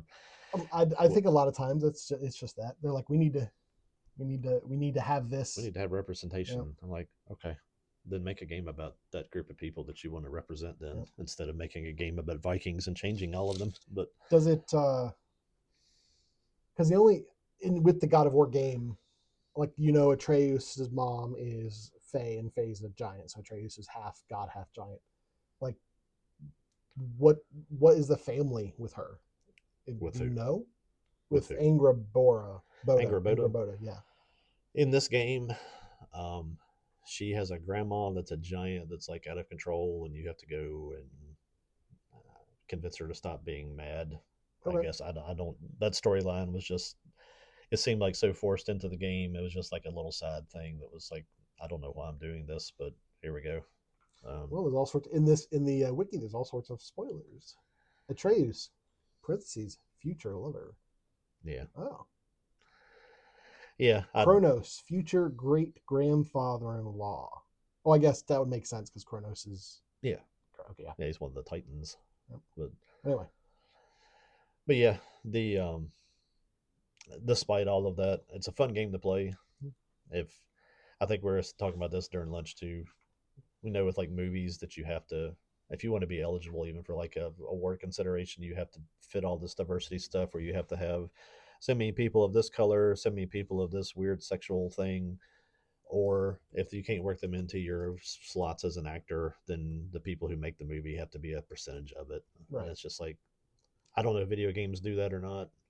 It might just be that these people are just so wrapped up in that kind of culture that they just do it to video games, because who knows? Well, I know there's for quite a few years now, decade maybe, there's been an issue with like platform holders imposing censorship standards on video games that's like above and beyond what like the ESRB does. Yeah. So yeah, they all have their own little. I know at one point when the Final Fantasy remake was coming out, there was this controversy, if you could even call it that, because there was an article where someone from Square Enix, the company who makes Final Fantasy Remake, said that their ethics department had them bind Tifa's chest so there wouldn't be so much movement, so she gets a sports bra. And people are like, wait, ethics department? What are you talking about? And that started this knowledge where people are finding out that all these companies have departments dedicated to like doing this sort of stuff. It costs $250 million to make. Yeah, exactly. Yeah, it's just this bloat. Yeah. Yeah. I didn't realize that. And this is again why I don't get into too many video games, because it would get into more of this stuff stuff I don't care for. Right. As I was reading about all this stuff and people being outraged over this and that and whatever, I saw another thing about where one of the developers that was gay and married to a dude, one of them died of something, I don't know what it was, and I didn't realize it when I played it. But one of the side things is you go around and you collect all these things and you bring these ingredients back to put them into a pot, and it made a rainbow. Oh. I don't know. So that was for him. I thought that was actually like supposed to be some sort of a, like little love story of like two mythical characters, but it was just these two gay guys that wrote themselves into the game, and I was like, man, I played one video game this year and I'm good. I'll look at another one next year maybe, or I'll just go back and play something that I've played before that I know doesn't have any of that kind of stuff. I'd be really interested. Well, it's gonna be hard to find that nowadays. Yeah. I'd be interested in Resident Evil 4. what is it? Assassin's Creed Valhalla. Yeah. I'd be interested to hear how that stacks up against like actual historical or mythical accuracy. That'll be the next thing that I play. As you found me a copy of that, and we'll see where that goes. But and doing all that too, of course, that took me online to the trailer for the next thing. Mm-hmm. What is it called again? God of War Luffy. Yeah, something like that. And it's supposed to be Kratos' wife after she's dead, going into the afterlife of the gods, and you get to have an adventure in apparently the gods have an afterlife, the afterlife of the gods, and it's like all the gods. It's like a monomyth where it's all the the little trailer. All there was the like gods a go. Chinese Mongolian deity or something. Yeah. And I think the outrage machine apparently is already straining itself on that one. There's a couple of things people are outraged about. The thing that bothers me, I told you this thing that bothers me, is there's a gelatinous cube in it that's sentient. What's his name? Guy from The Boys. Oh, Butcher? No. The Meg Ryan's. Like Dennis Quaid's. Yeah. He's Jack Quaid. Jack Quaid. There you go. Thank you. That's played by Jack Quaid. And I don't mind the idea of like all the myths being represented, but a gelatinous cube was created in 1974 by Gary Gygax for Dungeons and Dragons. And I'm like, this isn't a Forgotten Realms property. This is God of War. It's supposed to be myth, not modern ideas of fantasy. Yeah. It's like not D&D is not fantasy. Like, well, the other way, sorry. Fantasy is not D&D. Yeah. Like D&D is fantasy, but not all fantasy needs to include everything that D&D has. Yeah. And just the idea of her having a companion cube screams very like 2012 with the portal and GLaDOS and the companion cube in that. It's just, I don't know. All I saw in the little trailer was Rey Skywalker. Yeah. She goes there in the opening scene. She's doing every move that you have to spend the whole game mastering with Kratos. She's doing it better. I think the combat looks fun. It looks cool. It looks fun. I don't care. And it does. I actually thought the next God of War game would probably have Atreus as the main character.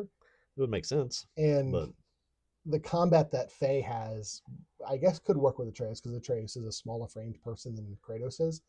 Yeah, I don't think I could see Kratos pulling off some of the moves that she pulls off in the trailer.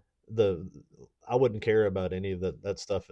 I made the mistake of seeing the little interview trailer that was with the release of the trailer of the guy who developed this game with the one who's going to develop that game, and that lady. She was like, we want to have a strong female character that can show that she can do everything that Kratos can do. And I was like, I didn't watch any of that. I saw all that and I was like, what? I don't understand. In the state of play, they were like, here's a 20-minute gameplay. And I was like, all right, fast forward to something cool. All right, that looks cool. Let's watch that. Yeah. I'll end it by saying this. 2018 is a great game. Ragnarok is a fun game to play too. Put your mythology aside. Play it and enjoy it for what it is. The other thing I think I forgot to mention in this thing that I haven't finished is the Berserkers. It's like there's these old ancient kings that's one of the side quests. Those are like the Valkyries of this game. They're just like the Valkyries, except that as you got leveled up in 2018, you could deal with the Valkyries. I've killed 5 of the Berserkers, and there are a couple. It's like, I don't think I'm gonna get there. I don't know what. Yeah, we got old hands at this point. They introduced this thing like with fighting in there where you can parry. There's different shields, and I think that's the key to beating them is like you have to like redirect a lot of their attacks with like parrying and knocking them back with them. Okay. I've learned how to do that, and like I don't know. I guess you just have to memorize everything they do, and you just have to have a flawless run through some of them to beat them because you literally get like hit like twice and you're dead, and you can resurrect yourself with like a berserker stone thing and you come back. You have almost no health, and you've got full rage. So you can it's not enough to beat them. I haven't gotten close to beating a couple of them. I'm just like, I don't think I want to do this anymore. Man. It's fun fighting. It's cool gameplay and stuff. But man, they kind of overdid it on a couple of the berserkers. Yeah. Like there's one like where there's 3 of them. It's like it's like Valkyries. I have trouble beating one of them. Yeah. No, I'm looking forward to it. I haven't gotten around to it. It's on my list. Someday. There's a little side quest too. Like there's a Valhalla that I think it's unlocked now. That I think you can go back through, and I think it's like little trials. I haven't tried doing that, and of course you can go through and play New Game Plus, where you just started over with all your stuff. I may do that. That might be fun to do. But maybe do the Berserkers if you go through that. Yeah, maybe. All right. Well, the next thing we're talking about, I'm gonna talk about The Boys. Yeah. And I'll be talking about it because you haven't. I got a few things to say. All right. We'll be back with that.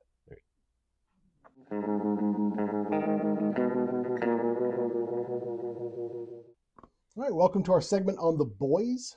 Now, I watched season 5, so The Boys is over, and this is going to be more of like a little retrospective of The Boys than specifically about the events of season 5. I don't know. I didn't pull up episodes to see where I stopped. If you know your episodes, I can tell you where I stopped. I stopped at Jesus on Ice. Yeah. I was think that was season 4. I was getting kind of my limit extended on how just weirdly graphically sexual the thing was for no reason other than just to be that way. Yeah, that was Boys season 4, episode 3. And once it hit that, I was like, I don't need to see any more of this. I'm good. Well, I think you and I have discussed before how different thresholds of acceptability of like what a person can tolerate. I don't mind the violence. I don't mind something if it's got some sexual content in it, if there's a reason for it. This just was nothing other just than to be like, I'm going to do something to push a line. And well, one thing I always found interesting with The Boys is with the sexual content explicitly, like the violent content, gore, that's fine. Yeah, fine. But the sexual content was always, it was never titillation. So all the sexual content was always. It was the kind of content that you would see and like there's something about Mary. It's reaction content. Yeah. It's just complete. I'm just going to put something out there to try to offend you in as many ways possible at once. Yeah. And then when I'm done with that, I'm going to see if I can find something more offensive the next time. And so that's not entertaining to me. That is one of the things I find interesting about the series as a whole is that it shied away very, very much shied away from any kind of titillation. And I'm thinking specifically of like Game of Thrones. Yeah. Like Game of Thrones was famous for just like sex scenes and stuff, and that wasn't for the sake of gratuity. That was to. There's some narrative reason for some of that. Yeah. You don't need to see. I mean, if you're in a brothel, what are you going to see, right? You don't need to see all of it to have it into the narrative, but you are right that The Boys with the sexual content was always just to make you be like, oh wow. Not trying to go like Puritan or anything. I've watched a lot of violent content. I've seen all sorts of things over the years. I was intrigued by the first couple seasons of it, that it was really a cool kind of pretty unique twist on superhero genre, with it being kind of. I love the premise. It's a great premise. Ultra violent and the violence in it is very much I call it blood geyser violence, where it's like over the top to where it's not even really realistic anymore. And the fact that fun, sort of twisting it right away from all these guys that are based off of our traditional superheroes from Marvel and DC. Yeah. That some of these guys were either crazy or jerks or reckless or stupid. It kind of mixed all of those things in, and I was kind of into the show for a little bit, but man, it seemed, I don't know what point it turned where it just went into like just doing that gratuitous stuff every time you turned around. Well, I think it was a I don't know. There's a term for it. Like in video game terminology, they call it feature creep, where you keep adding stuff to a game. No Man's Sky is notorious for this. They keep adding so much stuff, and then eventually, in order to make something compelling, it has to be like huge. Like the latest expedition is universe wide. Yeah. It's like you got to go big or go home, and I think that definitely happened with The Boys, where the stuff that they had in season 1, if you go back and watch it after you watch season 5, it seems tame. Yeah, because they have to. It's like a one-upmanship. They have to go better, go bigger, go grosser. What I appreciated with the first again, I can't really remember this to differentiate by seasons. Yeah. That yeah, it hit on some political things, but it was pretty good at kind of just twisting through everything and being like, if you want to be honest about it, both sides are stupid. Yeah. And I was like, I'm good with that because that's kind of what I think. And it seemed like this Kripke guy, Eric, is it Kripke? Eric The Kripke, writer. the writer. Mm-hmm. Seemed like the TDS freaking got to this guy. Like it's near there where we stopped watching it. It just started to become. It was like, well, there's Donald Trump. Yeah. And there's Donald Trump. It's like, is this guy? Does he wake up just screaming his name? And then I think they started to like work in. Basically, he added Elon Musk to it in this last season. Yeah, and it was with a lot of the stuff with Trump. I think it's a combination of two things. One, yeah, he has something to say about Trump and he's using Homelander to say it. That's a part of it. But another part of it is some of the things that Trump does is comical. Like this Trump phone that he came out with. Like that's comical. He's got a Trump mobile and a phone, and come on. This is the one thing that nobody seems to be able to get their head around, and they're all like pulling their hair out and losing their minds over. I was like, this is probably one of the funniest times in history. You have a president that's hilarious. Yeah. He does things that are self-deprecating. He does things that are pretty. He'll say something to a reporter like, "You're a dumb person," and you're like, right. Did you need to say that? It's kind of, and we've kind of been in this place for the situation a while now, where our world, not just Trump, our world is so ridiculous in so many ways. It's hard to satirize something that's already ridiculous. Yeah. How do you make fun of something that's like a joke in and of itself? And it's fine to like keep on mixing that in, but like this guy just turned into just pure hatred. Like I've seen things about like I didn't realize who he was. People are reposting stuff, tweets of his, and he just like I think he wakes up in the morning and he either tweets something about how much he hates Elon Musk or how much he hates the president. And I'm like, the Elon Musk it's in the 5th season and it's literally like a 3-minute scene. Musk has probably said something to him because if you say something about him on Twitter, he'll respond. He'll especially respond if you're notable. But in the scene, you have a guy who doesn't look like Elon Musk, but he's wearing a hat. I forget what it says, like "Make Homelander Great Again" or something like that. Right? He's wearing a black hat, like Elon Musk had the black hat with "Maggot, Make America Great" on it.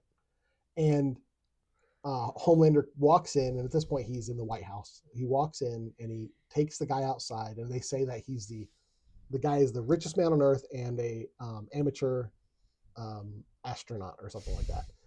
And they walk outside. I wonder who he meant. Exactly. And Homelander and this takes this Musk person and just goes straight up in the sky. And the next thing you know is you see Homelander come back down by himself. And he's like, where did he go? And he said he wanted to go to space, so I took him to space. And that was it.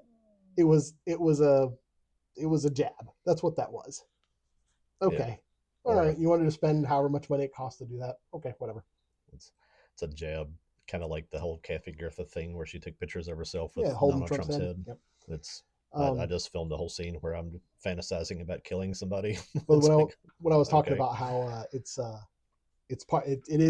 partially this guy's got something to say, but also that statue of Trump, that gold statue that was donated to Trump, and he put it up at one of his golf courses. Mm-hmm. Like when that happened, people were posting, because this was like right after this came out, in The Boys season 5, there is like a big, it's not really a statue, it's more like a crucifix looking thing, because the way they have it hung, it looks more like a crucifix, but it is a golden statue of Homelander. And it's funny how it's like life imitate art imitates life. Yeah. But all of that, if you can get past all that, if you can get past a whole bunch of stuff that you never want to see, and somebody just trying to tell you how much they hate you, right? Then watch season 5. Even like with the Jesus on Ice stuff, there's a threshold where, and it's different for everybody. Same with sex, violence, language, all of it. There's a threshold of blasphemy, and that was your threshold. You're like, nope, this is too much. I'm done. I got that point in the show Priest. There was a point in Priest where I was just like, no, I'm sorry. This is too much. I don't want to see any more of this. I'm done. Yeah. But like with Priest, it was like a plot point that they were introducing. And I was like, I don't want to watch where this plot goes. With The Boys, it's like, all right, I got to get past this scene, and then it's done. That's kind of how I feel with a The lot only of it. thing that I've hung on to with this is Carl Urban playing Billy Billy Butcher Butcher, was great just a character. really Yeah. good character and well acted and all Mm-hmm. that stuff. And everything else that was kind of cool, just they warped into something annoying or ridiculous that I thought. And again, I just wasn't my thing. If Yeah. somebody wants to watch it, then whatever. There's a lot of shows that that I don't watch for lots of reasons. Well, like one of you were talking about the origin, like when the voice first started, why it was interesting. It's very much a question of what if superheroes existed, but there wasn't like an X-Men, because like in this world, there's no, yeah, you have the Starlighters and stuff, sure, but there's not like a group of good superheroes that's organized to defend humanity.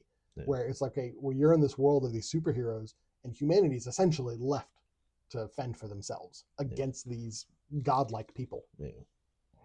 Um, So where did season 5 go, and how did you wrap up this? well, one of the things I wanted to mention was Homelander as a character is, yeah, he's a horrible person, of course, but they felt the need, and you I think you might have seen this because I think it started in like season 3, maybe even earlier, where they started to try to put some humanity in Homelander.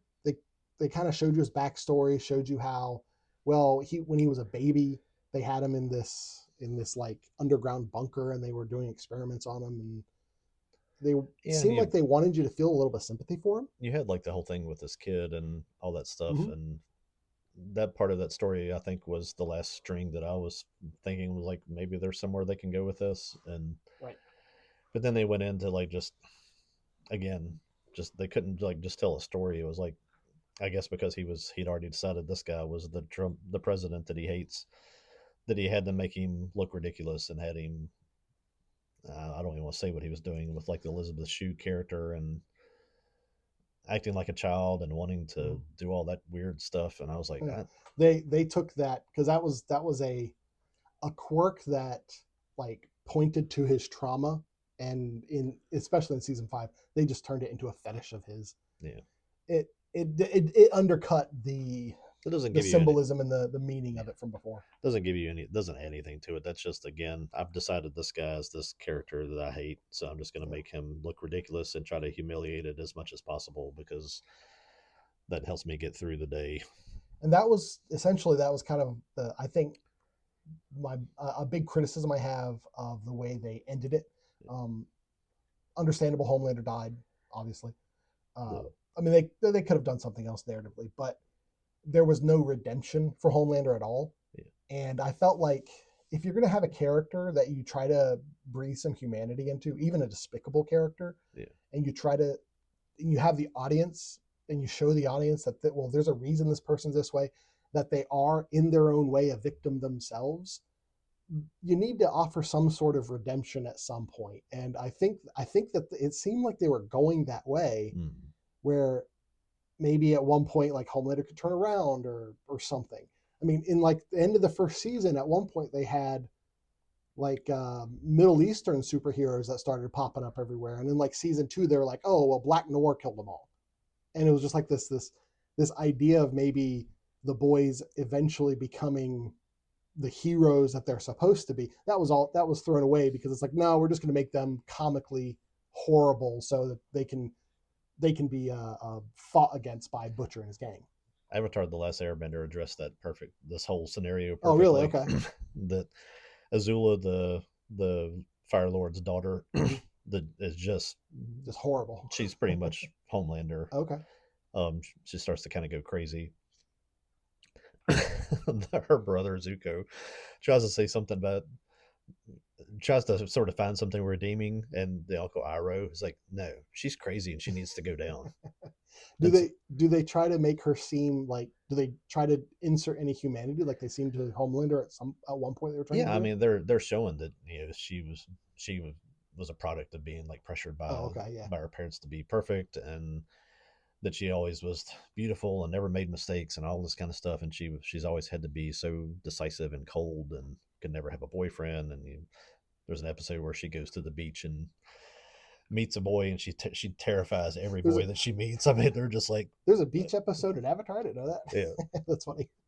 No, it's Ember Island. They go to like this resort island that they go to. It's just the anime trope. It's fun. I didn't realize that. It's not like a beach. That's not. Yeah, it's not an anime beach episode. They didn't like just start playing volleyball so they could all bounce around for no reason. There's a reason. There's volleyball. No. But they're, but yeah, that's one thing that narratively you can do and be like, this person's irredeemable. They're bad and they got to go down. Yeah, you don't have to try to redeem him. What I saw wherever it was at the end of season 3, I guess. And it seemed to me like that's where the story should have gone, is that he's this big indestructible dude. Nobody can take him on one by one or 1-to-1.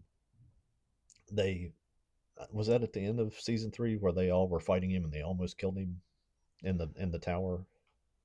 Was that when they had when Soldier Boy was with them?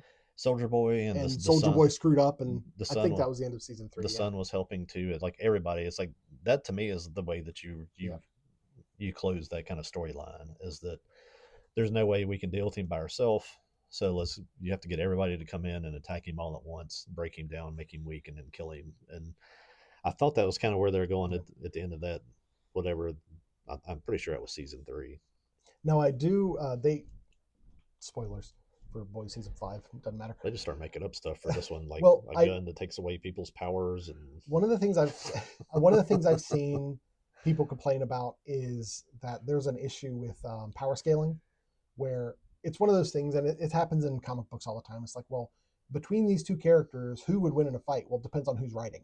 Yeah. You know, it's like, well, their power is going to change depending on what they need for the scene. Yeah. And I've seen people like break down some of the scenes and be like, well, because Homelander was able to do this back at this time, he should have been able to do that this time. But I really do like the fact that at the very end, Homelander seemed like he was gonna kill everybody. He was there, and his son shows up. Like if his son didn't show up, nah, it would have been Homelander would have won. Yeah. And I did like that apart. That was like one of those like his that's all you need. His son did get a little bit of redemption of his own. That's all you need to do as a narrative to have that little like thing that keeps pulling the guy back from the edge. Is have make the story about the son and him. Mm-hmm. All the other weird stuff they mixed in was at one point in season 5, he just beat his son up. And that was just toward the end. He just was literally off the rails. He just not literally, figuratively off the rails. He was just beating people up and killing people for absolutely no reason at all. Yeah. He just went crazy, and that was one of the kind of like things. Eric Kirkby thinks of the guy that's leading our country. Yeah. But back to them trying to insert some humanity in Homelander. If they wanted him just to be completely just be a villain all the way, that could work. They didn't have to. That is the issue I have with what they did with Homelander is they tried to make us, at one point, it seemed like they were trying to make us feel bad for him. And then they just kind of threw that back in our face. We're like, oh, you felt bad for him, huh? Nope, he's horrible. Palpatine has 0 redeeming qualities. Yeah. There's nothing I can recall, maybe in some novels or something, but as far as I know, Palpatine is just an evil person. Yeah, he's just a Sith, evil. He's fine to die. Yeah. They could have done with that with Homelander, and it would have been fine. It would have been. You could have had the exact same story without that other stuff. The Last Airbender sometime, and see how that ends, and you can see so much of the Avatar Last Airbender story is just perfection in storytelling. And I'm looking forward to it. There's character arcs there that you don't know anything about if you haven't really watched any of it. That it takes all those kind of ideas of what you could do in something like this, and it shows you this is how you should do that. It's the last episode, which is like it's like a 2 or 3 part episode, is one of the most amazing things I've ever seen, and it's a Nickelodeon kids cartoon.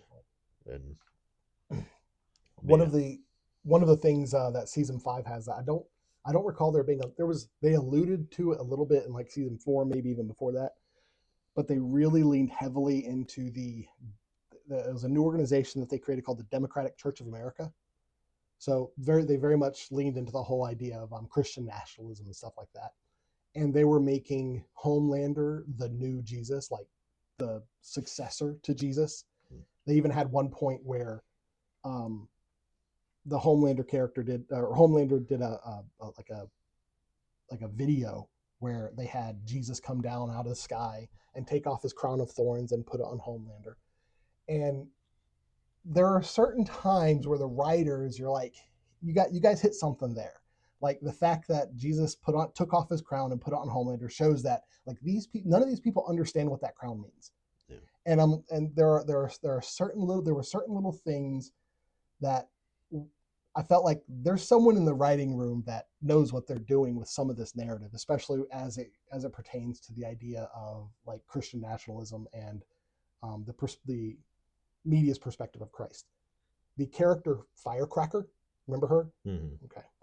I think she was the first instance where I was like, oh, so they're really targeting the right wing on this, because she was like all these like YouTube right wing talking heads. Yeah. You know, she was a parody of them. And in season, that's the biggest flaw with this guy and these people's mentality is the right wing and Christianity are not the same thing. It's not right. But they think that it is, yeah. And they have to try to lump it in all the time, and that's just what makes this kind of stuff unwatchable for me. It's in the beginning of The Boys, I felt like you mentioned this a little bit before, a little while ago, that they kind of were taking pot shots at both sides. Like at one point they had like that I forget what it was called, but it was like a Disneyland kind of ripoff that they all went to. Do you remember that? Not really. Yeah, it was one of the earlier shows, but the fact that Vought is very clearly a parody of Disney. You know, I mean, Disney's not conservative at all. Yeah.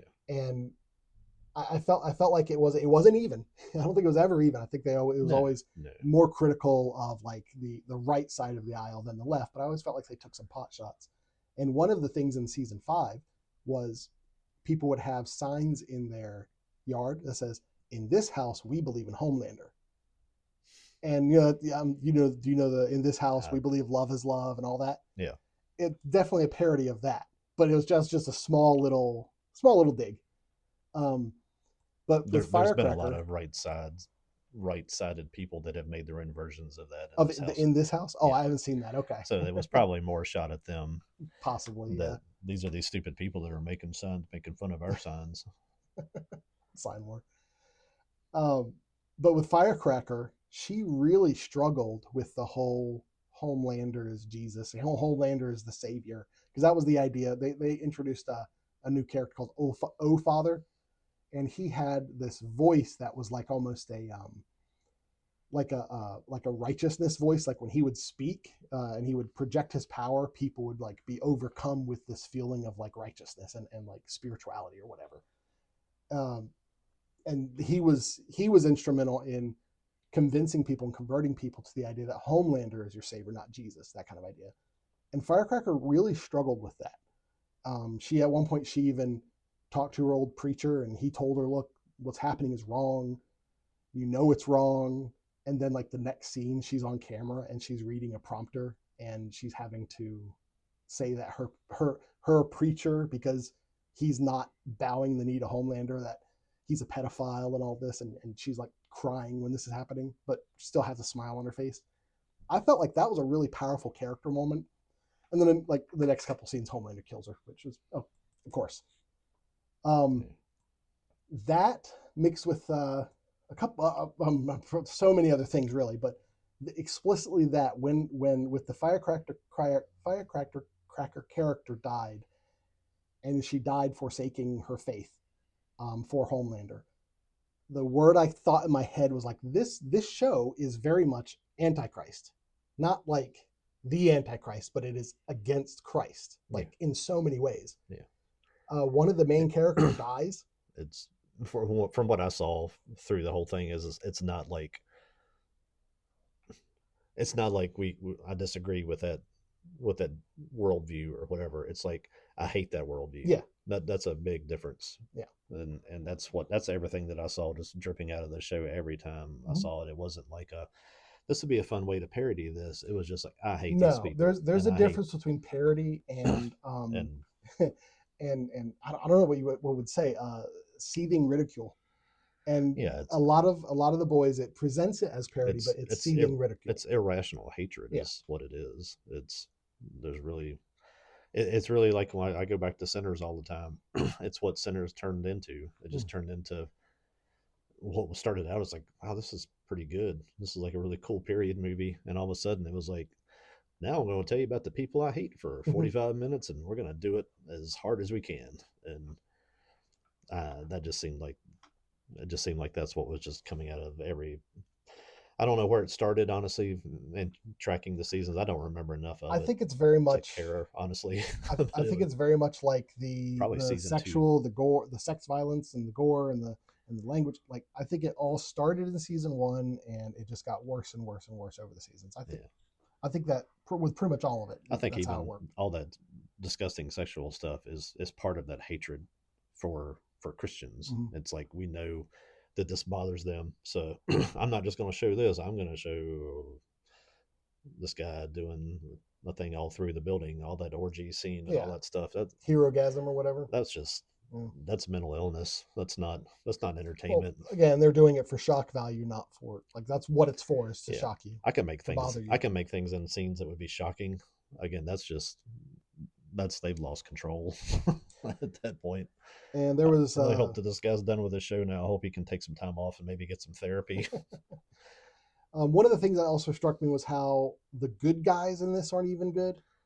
Like, if you look at like Butcher, like, is with the whole virus thing, like, his plan was genocide. Like, that's not a good thing. Yeah.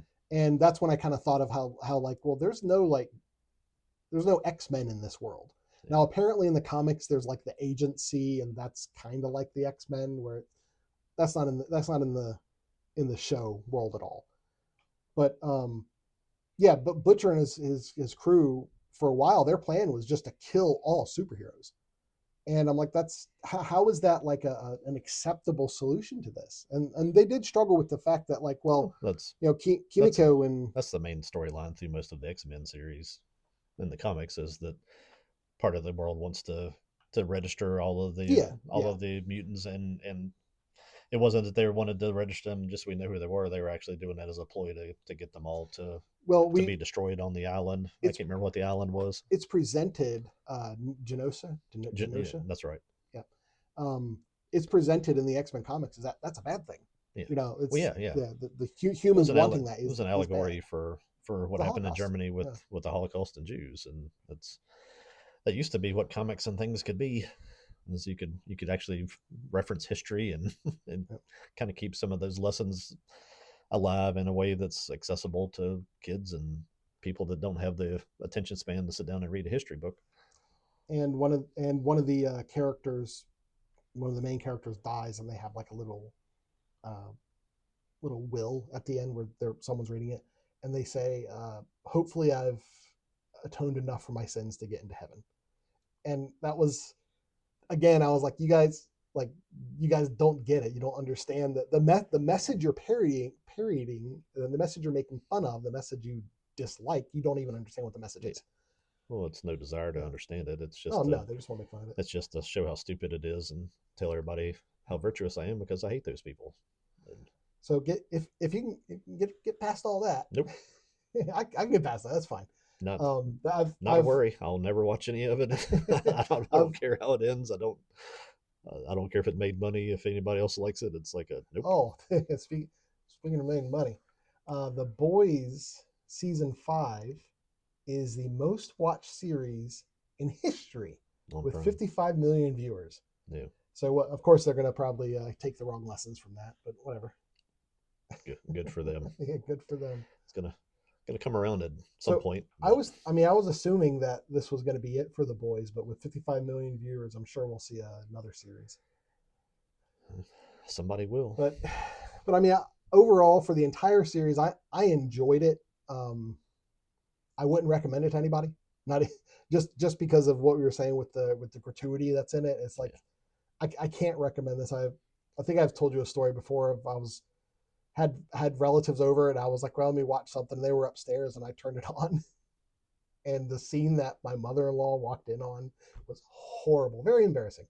And she's not she doesn't like that kind of stuff. So my way of judging this kind of show is like, you watch it, it's like did you ever find yourself laughing or actually feeling like you enjoyed it? And I did. Again, I don't remember episode by episode. I felt that way early watching it. I was like, wow, that was kind of good. I want to see what happens the next time. And the first season was good. I mean, it did have some shocking stuff in it, but it was good. And it got to a point where I was like, man, it just became like, here we go again. And it's like, why am I watching this? I'm not enjoying this. It's like I'm sitting here waiting for this horrible thing to be done. So I know they're going to go to another horrible thing. Yeah. And they're going to come back and be like, oh, yeah, by the way, we hate your president. We hate this. And we hate your religion. And hey, here's some more nudity. And I'm like, y'all lost your minds. I've mentioned before sunk cost, where like sometimes I get into something and I'm like, well, I've gone this far, might as well finish it. And that really was why I watched season 5. To me, it's like that's why I got into it. Of pulling out like a pie that's turned and molded, and you ate a bite of it, but you're like, man, I had a bite. I better finish this thing. I think I eat this whole pie. It's like, no, it's okay to throw away the pie. I will put this on the same shelf as The Walking Dead, insofar that I might read the comic someday, but I don't feel particularly compelled to. I'd probably put it on the shelf. I hear the comic is way different. Put it on the shelf with it ran way longer than it should have. right. That it might have actually been something that could have held a place in culture if you just made it concise and stopped. But well, that's our thoughts on The Boys. Might be the last time we ever talk about it. Hopefully, right, for you, right? Unless you watch more about it, all I can do is tell you the same thing that I've seen, because I watched that little side thing, the Gen V or whatever that was supposed to be. I actually enjoyed Gen V a lot more than the current Boys. But there were parts. But my biggest complaint with Gen V, and also the Boys season 5 and probably season 4, was someone in that writing room. As much as I think there's someone in the writing room that kind of gets what they're trying to do, there's someone who loves the F word way too much. Yeah. You don't need, and I'm not a prude when it comes to language, but you do not need that word to be every third or fourth word in the script. Come on. I worked at the railroad and worked in police work, where sometimes you've heard it. People paint a palette of F words like they're Van Gogh. Yeah, right. And not that I'm saying that's a good thing. I'm just saying I can deal with somebody cussing if that's all they're doing. I can't deal with what this show did. Yeah. This show is just, there's a lot of people that need some help that were involved with this thing. Make asylums great again. And put all of these people in one. And that's The Boys. There's a ringing endorsement for you. We'll be back with Cyberpunk.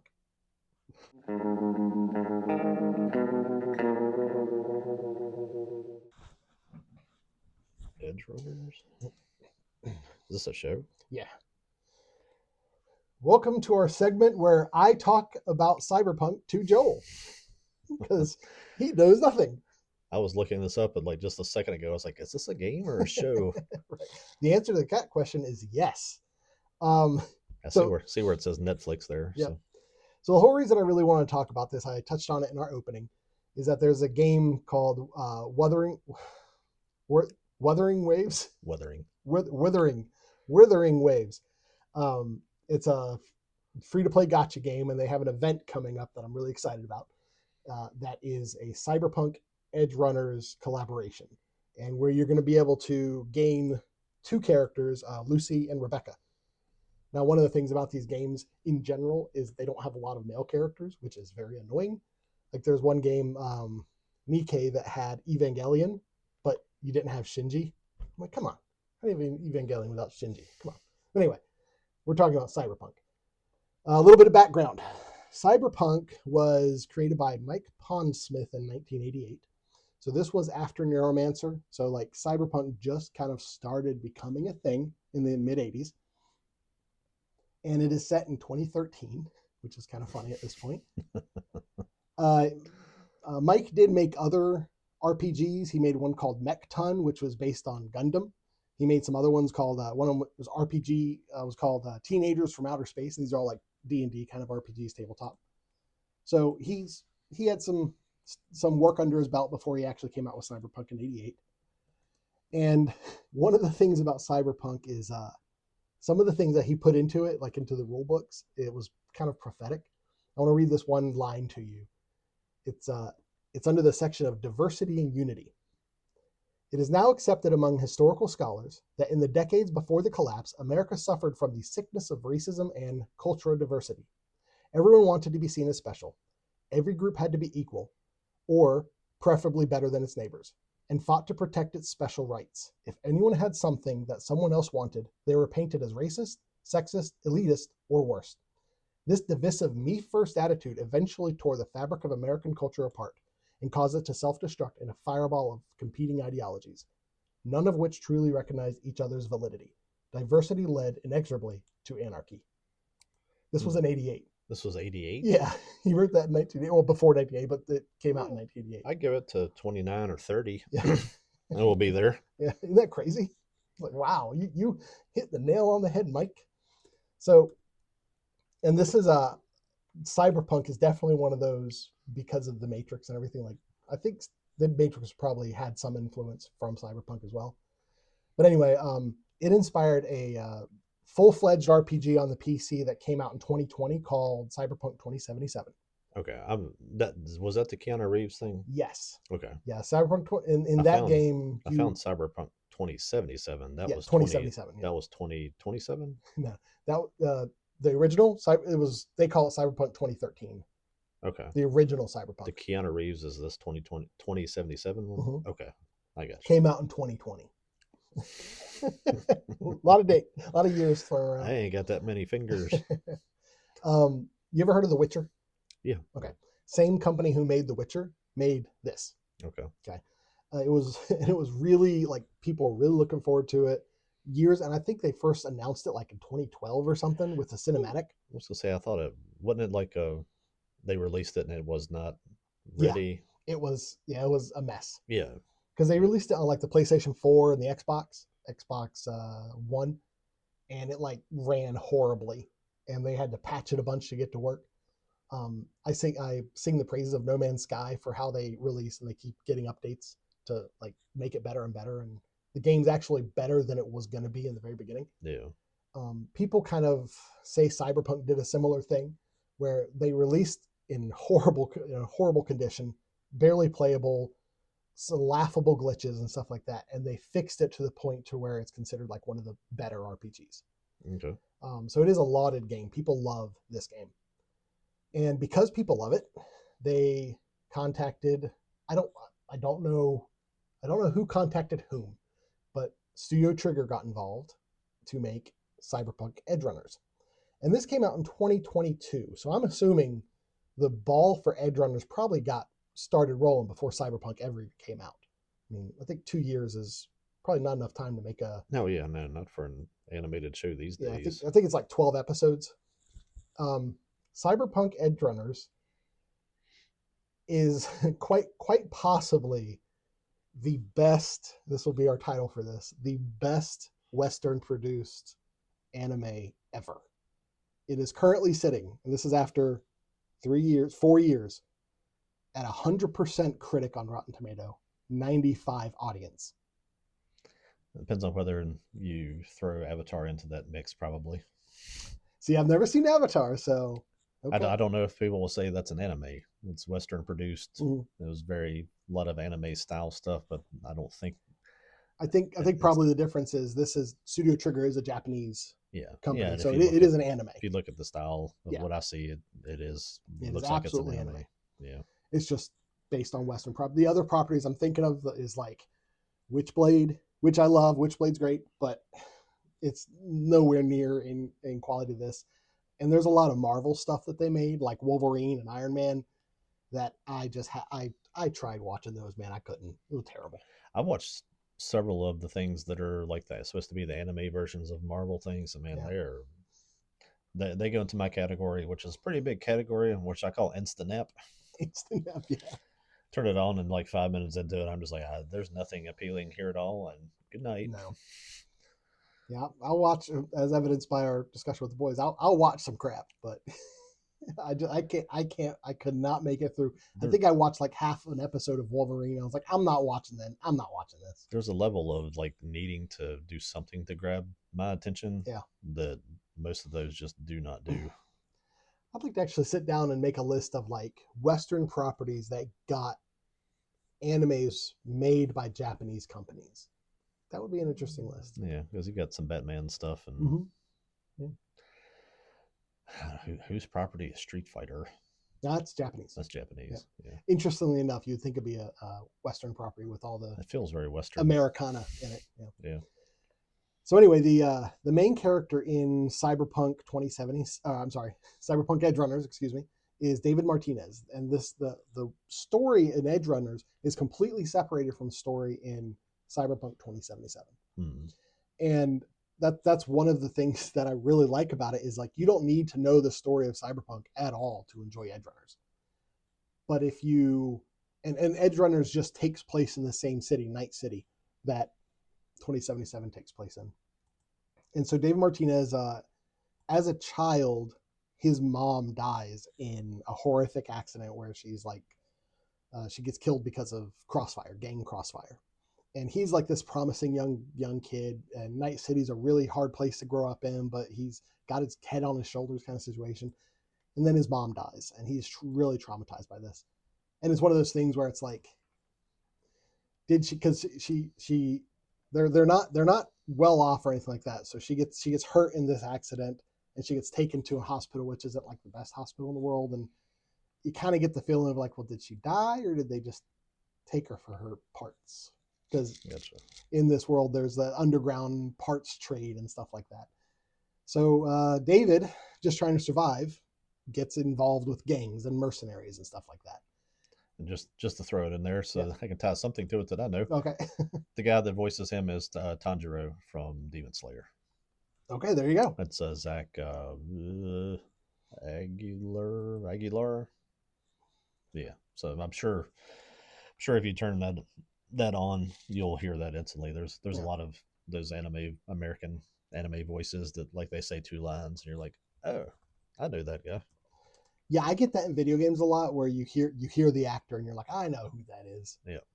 You're almost like on one hand, I'm like, well, I'm glad they're not using celebrities because that's kind of annoying.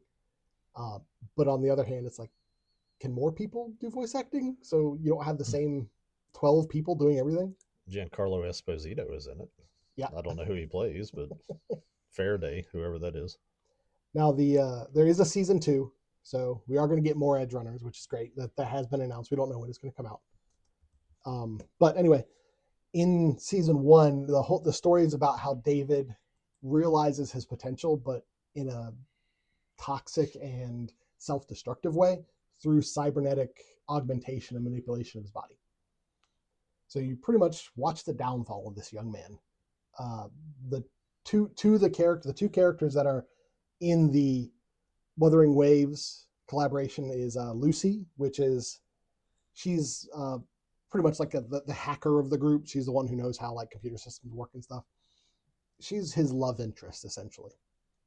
And then there's Rebecca, and she's this like little squirt that just loves guns. That's pretty much her. And she's like devoted to David, but like a puppy's devoted to somebody. And she's at one point there's a time skip in the anime. And she goes from being mostly looking like a human. She's got blue skin and like red eyes, so she's augmented from the get-go. But then she has like these huge mechanical arms. It's a cool visual. Who is Keanu Reeves in the game? Johnny Silverhand. Okay, so is that a character that shows up in this at all? Nope. And that's kind of what I was saying is how the story, because the story of the Cyberpunk 2077 is about Johnny Silverhand, whose consciousness gets like saved and inserted into your main character, and he brings you into his what is essentially like cyber terrorism plot to take down the big corporation sort of thing. And then you of course you find out the corporation is completely corrupt, and you find out how Johnny Silverhand fits all into that. And there's a aspect of you need to complete the task in a certain amount of time. Not really, but in the narrative you do, because you're getting corrupted over time.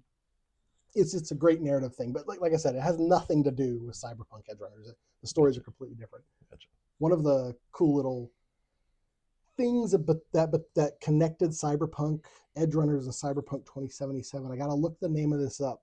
There was a song, Cyberpunk Edgerunners song called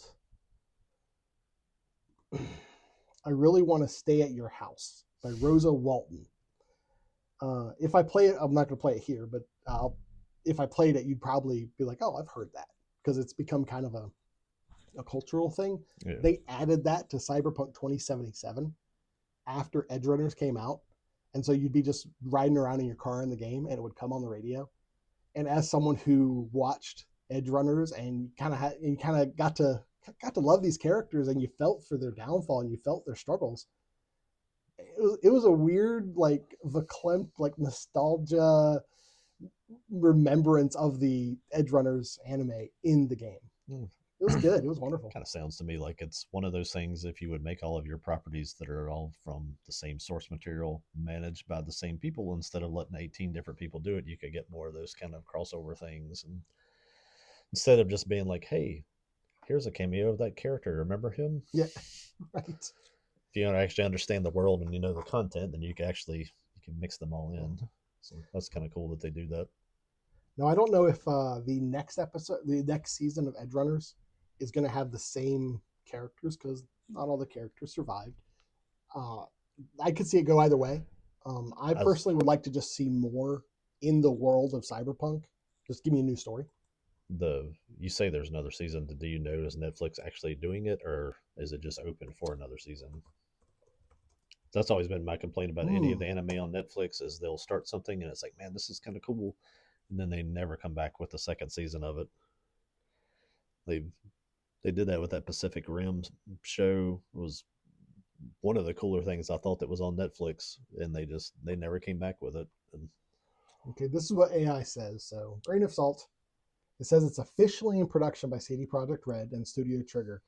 And so it is, like you said, the people who were over the video game are directly involved. Yeah. And it said the series is taking an anthology format. Rather than following the surviving characters from the first season, it'll follow an entirely new crew navigating the perils of Night City, which is what I would prefer. Yeah. That's great. I mean, I'd be fine if it was like each episode is a different crew that you're going to follow around Night City. Like if you took the ideas of the Matrix or Star Wars and you told different stories in the world instead of just having to always come back to the same storyline. Right. Well, it's definitely a novel idea. Yeah, right. But it's definitely, I don't know, as much as I love Cyberpunk Edgerunners, we keep talking about like your definitive anime you need to have on your shelf. Mm-hmm. As much as I love Edgerunners, I do think it's one of the better anime that I've ever seen. I wouldn't say it's like it's a quintessential anime.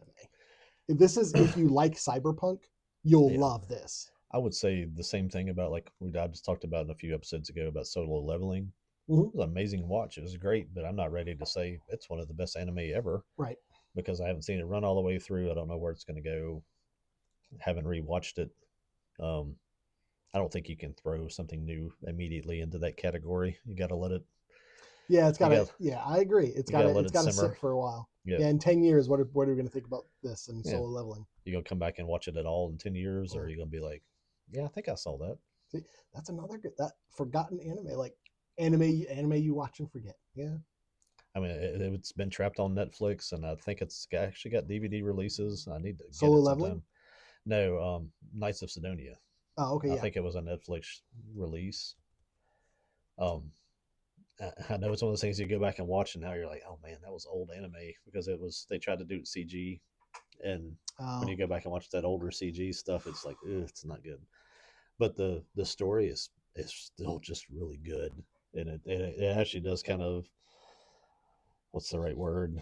Not supersedes. It lives beyond the bad animation. Yeah. Or reaches out beyond it. There's a word there somewhere that is not in my vocabulary to apply to that, but I just looked up whether or not, because talked about the physical copies. Yeah. I just looked up if Edgerunners has a physical copy, and it does. You can buy it from Crunchyroll for $125. See, that's a question. Do I love it that much? Netflix is like, whatever financial trouble they've had, it's right in front of their face, and they're too dumb to realize it.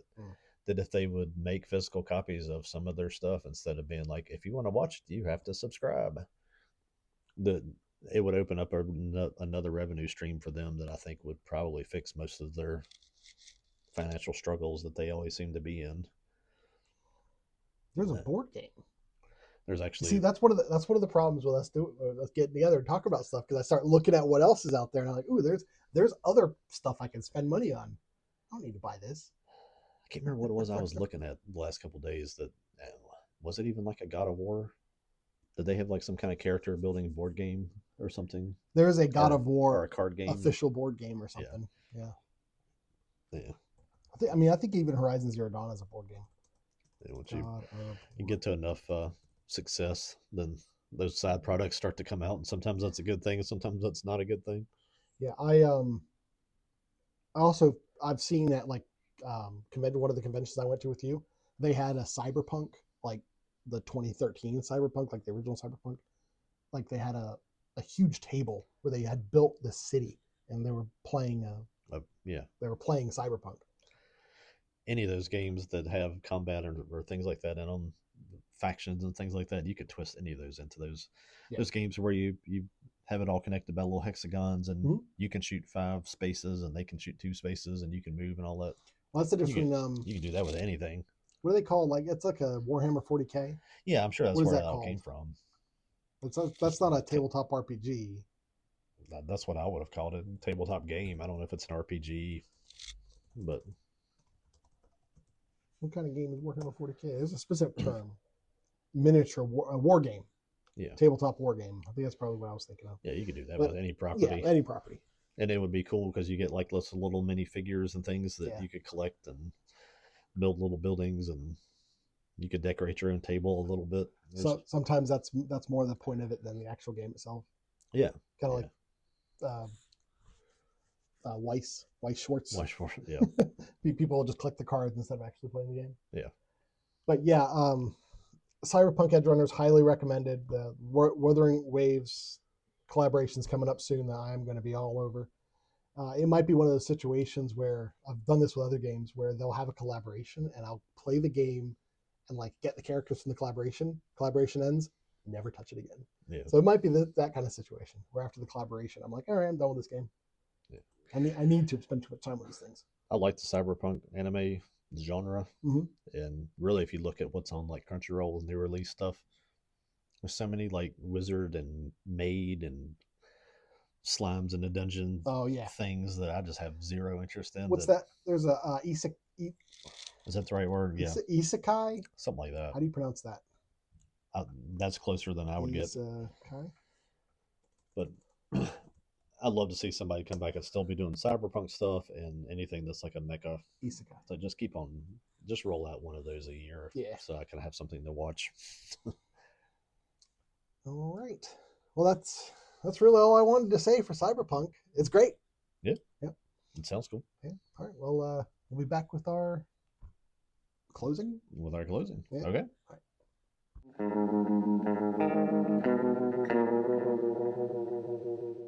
All right. Well, that's our conversation about Ghost in the Shell, God of War, The Boys, Cyberpunk, Project Hail Mary. You'll throw in one more point on Project Hail Mary? Sure. There's one I was going to make at the end of that. And okay. I forgot to bring it back up. And it's kind of about it, but not really. As right now, you're seeing probably one of the last couple of weeks of what is it, The Mandalorian and Grogu. Oh, goodness. In the theater. Yeah. Dying a slow death. Yeah. Which, honestly, I think by the time you get to the Avengers thing at Christmas time, that's either going to be save them and extend them for 2 more years, or it's going to be a death blow. And I don't know. The time that's coming, it's probably going to actually bail them out, unfortunately. But I'm thinking there's enough because with Star Wars, like the Star Wars fandom, interestingly enough, Marvel, the MCU universe has gotten more like non-geek fans. Like Marvel is more mainstream than Star Wars is. Yeah. Still after all these years. Yeah. So I think there are more people that will see that, hey, Avengers Doomsday is coming out and be interested in that. Yeah. It would just depend. That budget's going to have to be just so massive. Who knows? But my thought on that as it ties back it's got to be like 300 million. Oh, I can't imagine it's any less than that, and that probably doesn't even add in marketing, so it's probably another 3. Okay, it's a production budget of 400 million, with an additional 300 allocated to marketing. Yeah. So 700 million overall. Oh my goodness. I don't see. How are they going to? No, that's crazy. My thought is, I was talking about this with somebody, is that they're going to have to dump it at some point. They're going to have to at least dump Star Wars, because they're just financially, you can't carry something that loses $200 million every time you turn around and not do something with it. And I don't know where I got to that line of thought and talking with somebody. Project Hail Mary? But Project Hail Mary with Andy Weir and these two guys, what was it, Phil Lord and Christopher Miller, that directed this. The fact that they'd worked, I think they had worked together on The Martian. I forget. I know Andy Weir wrote The Martian. I don't remember if those guys did the same movie or not. I forget. But a group like that actually has that science fiction background, based in a little bit more science than some stuff.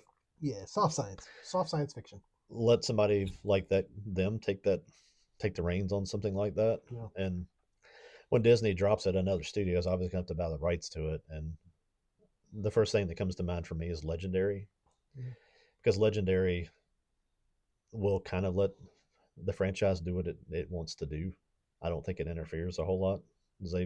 Legendary brought the Godzilla stuff around and started out really good, and then right now you've got King Kong running around with a Infinity Gauntlet. So they're letting it just kind of run free.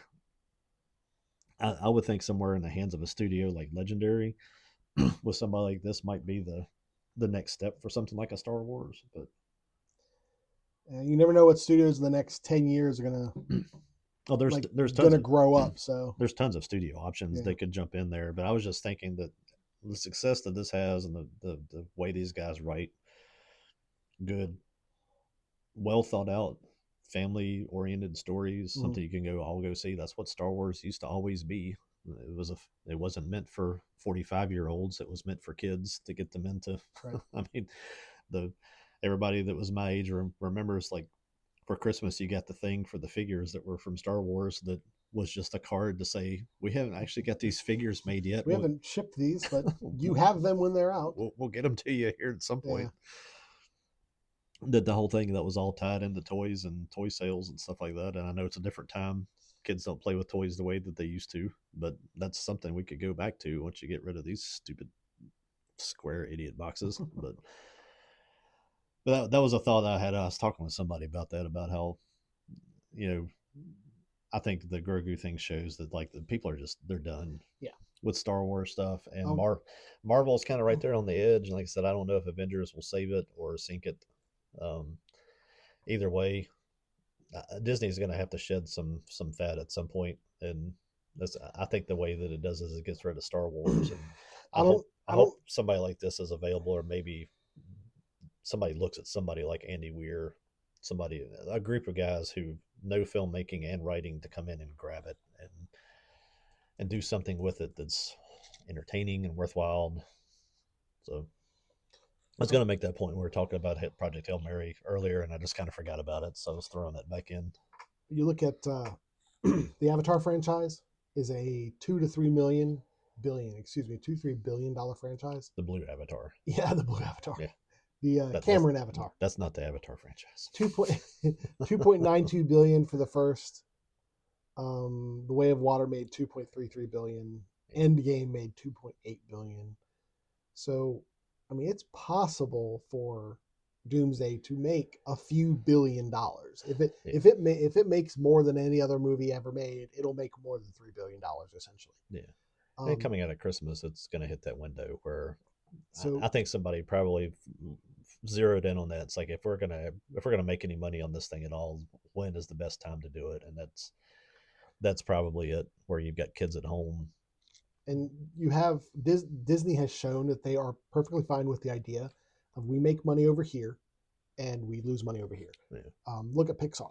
I mean, they're going to come out with Toy Story 5 soon, but that Toy Story 5 is going to make enough money to cover the fact that the last 4 films they made flopped. That's where where you kind of come into the reality is like they're probably never ever going to let go of Star Wars. They're just going to make it just something that is just a hated franchise on their streaming service because they'll cover it with something like Toy Story or something else. And now, at one point, before Disney bought Star Wars, when it was Lucasfilm, one of the things they were doing was they were kind of farming out the Star Wars. They're like, well, this studio make this game, this studio make this game, that sort of thing. Yeah. And they could do that, where like they might not, relinquish the rights or sell the rights completely to a studio, but go to A24 and be like, hey, you want to make a Star Wars film? Yeah. Just hey, we're just gonna let you do it. You're gonna have to prove everything through us, sure. But you're going to make just your idea of Star Wars. I think the reason when I was talking about this that I tied back into Legendary is because Legendary made 2014 Godzilla with Gareth Edwards, who Disney promptly stole away to make Rogue One, which was an excellent movie. And then I guess they signed him into some contract where they had him because he ended up making the trilogy. Was that The Last Jedi? I think he made that one. Gareth Edwards? Isn't that the first one? The Last Jedi, before it gets into the Rise of Skywalker and whatever the other ones were called. Yeah, he was supposed to make, I think, The Last Jedi. Yeah. I think he did the first. I think he was part of the first one, and he didn't do the rest. But because they still had their claws in him, I think he had to come back in and do this last Jurassic Park movie that was just a disaster. Oh no, Rogue One. Yeah, he did Rogue One. He did Rogue One. Mm-hmm. I thought he was involved with The Last Jedi. Maybe not. I don't think so. Okay. Oh wait, hang on a sec. Oh, he had a cameo in The Last Jedi. Okay.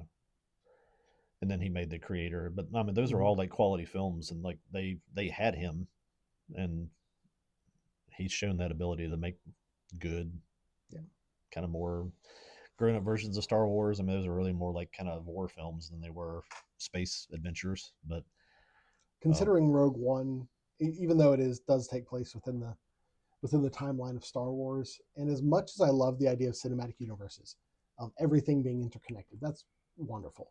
Yeah. I kind of feel like both with Star Wars and Marvel moving forward, they kind of need to go away from that. Go away from the idea that, well, this story has to be justified in this, like in the other films, or this story has to tie into the other films. Star Wars especially, it's a galaxy, man, a galaxy. Yeah. There's no reason it has to tie in with any of the other stories that's ever been in Star Wars. Yeah. Gareth Edwards' first venture into film there was the Monsters. The thing about the guy coming with bringing was he a journalist or she was a journalist, something like that. And they were coming back had to cross the zone that had just been given up to monsters, basically like at the border of Mexico. The thing with Andy Weir is the two films he's done so far is The Martian and Project Hail Mary. What he's doing is so unique and new in the industry. I don't really want to see him get gobbled up by the Disney machine. Well, that's what I'm saying. I want to see it. I want to see Disney shed it to another studio and then bring in somebody that knows what they're doing, like him. I don't want to see him go to work for Disney because then he becomes Gareth Edwards, who just ends up making slop. Yeah, because we have to have our slop ready by next June, and you don't have to CG, you don't have to AI. I'm about to say, I don't know. We got AI coming up, so who knows what kind of junk we're going to be getting. I think that if some studios will kind of hold their ground, that when Disney turns to AI to write all their stuff, and it just becomes so unwatchable and so disconnected that you're just like, I almost think they've already turned to it. Oh yeah, it might. Some of the plot lines they've come up with. But then when somebody comes back with something that's either lower budget but still just really good, I mean, good gosh. And I know I'm biased, but if you look at Godzilla -1, right, still put it up against anything that's happened, either properties have done over the last 10 years, and you're like, oh, that Godzilla movie, that thing must have cost like $80 million. Like, nope. Yeah. They did it for like what you paid one of your actors. And it made sense and it was good. So. Well, with the two current releases of Obsession and Backrooms, both of those are like, they were made for shoestring budgets and they're making crazy amount of money and they're from unknown. The Backrooms guy was like 20, right? Yeah, 20. Yep. He's like a 20-year-old YouTuber. He was making he was using the 3D modeling program Blender to make videos of the Backrooms back in like 2014. And he's basically running circles around Disney Studios, just throwing money up in the air, going, woo-hoo. Yeah. One of those, I don't know which one it was, but one of those like just completely embarrassed the Mandalorian Grogu. So it's something's going to have to change. It's not I think there was a thought that the Mandalorian Grogu film was like going to save Star Wars. It did not. No. It's not going to. I have no desire. I love Sigourney Weaver. I have no, what is she, 75, 76? Like, yeah. As an X-Wing pilot. Right. I mean, I like Morgan Freeman too, but I don't think I'm ready to like see him at his 76. age. 76. Wow. Okay. Good on you, Sigourney. You want to make a Morgan Freeman kung fu movie at this point? I mean, I don't know. I might watch that. All right. Make it without CGI and AI. Yeah, make him a Mr. Miyagi kind of character. Yeah. But I know that's aside from our closing, but that was just a thought I wanted to come back to. I remembered it in between our breaks there. But yeah, Project Hail Mary, definitely on my list to track down. The Cyberpunk show, Cyberpunk. Yeah, Edgerunners. Yeah, both of those. We're both anxiously awaiting, and it will be here soon. Ghost in the Shell. Ghost in the Shell. Next 2026. Next episode, we're gonna watch Ghost in the Shell 2 in preparation for that. Yeah. Yep. So I'm looking forward to that. I don't think I've ever seen it. I thought at one point I had, but like trying to think about like what the plot is, I'm like, I don't think I've ever seen Ghost in the Shell 2 Innocence. Slower moving movie than the first one. Okay. I've watched it a couple times, but I haven't gone back to rewatch it as much because it is a little bit. It's a little bit more of a narrative than it is an action movie and stuff.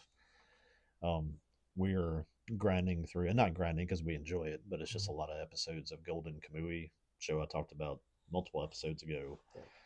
And I don't like to do more than one anime at once, but as soon as we get done that, next on my list is to start watching Standalone Complex again.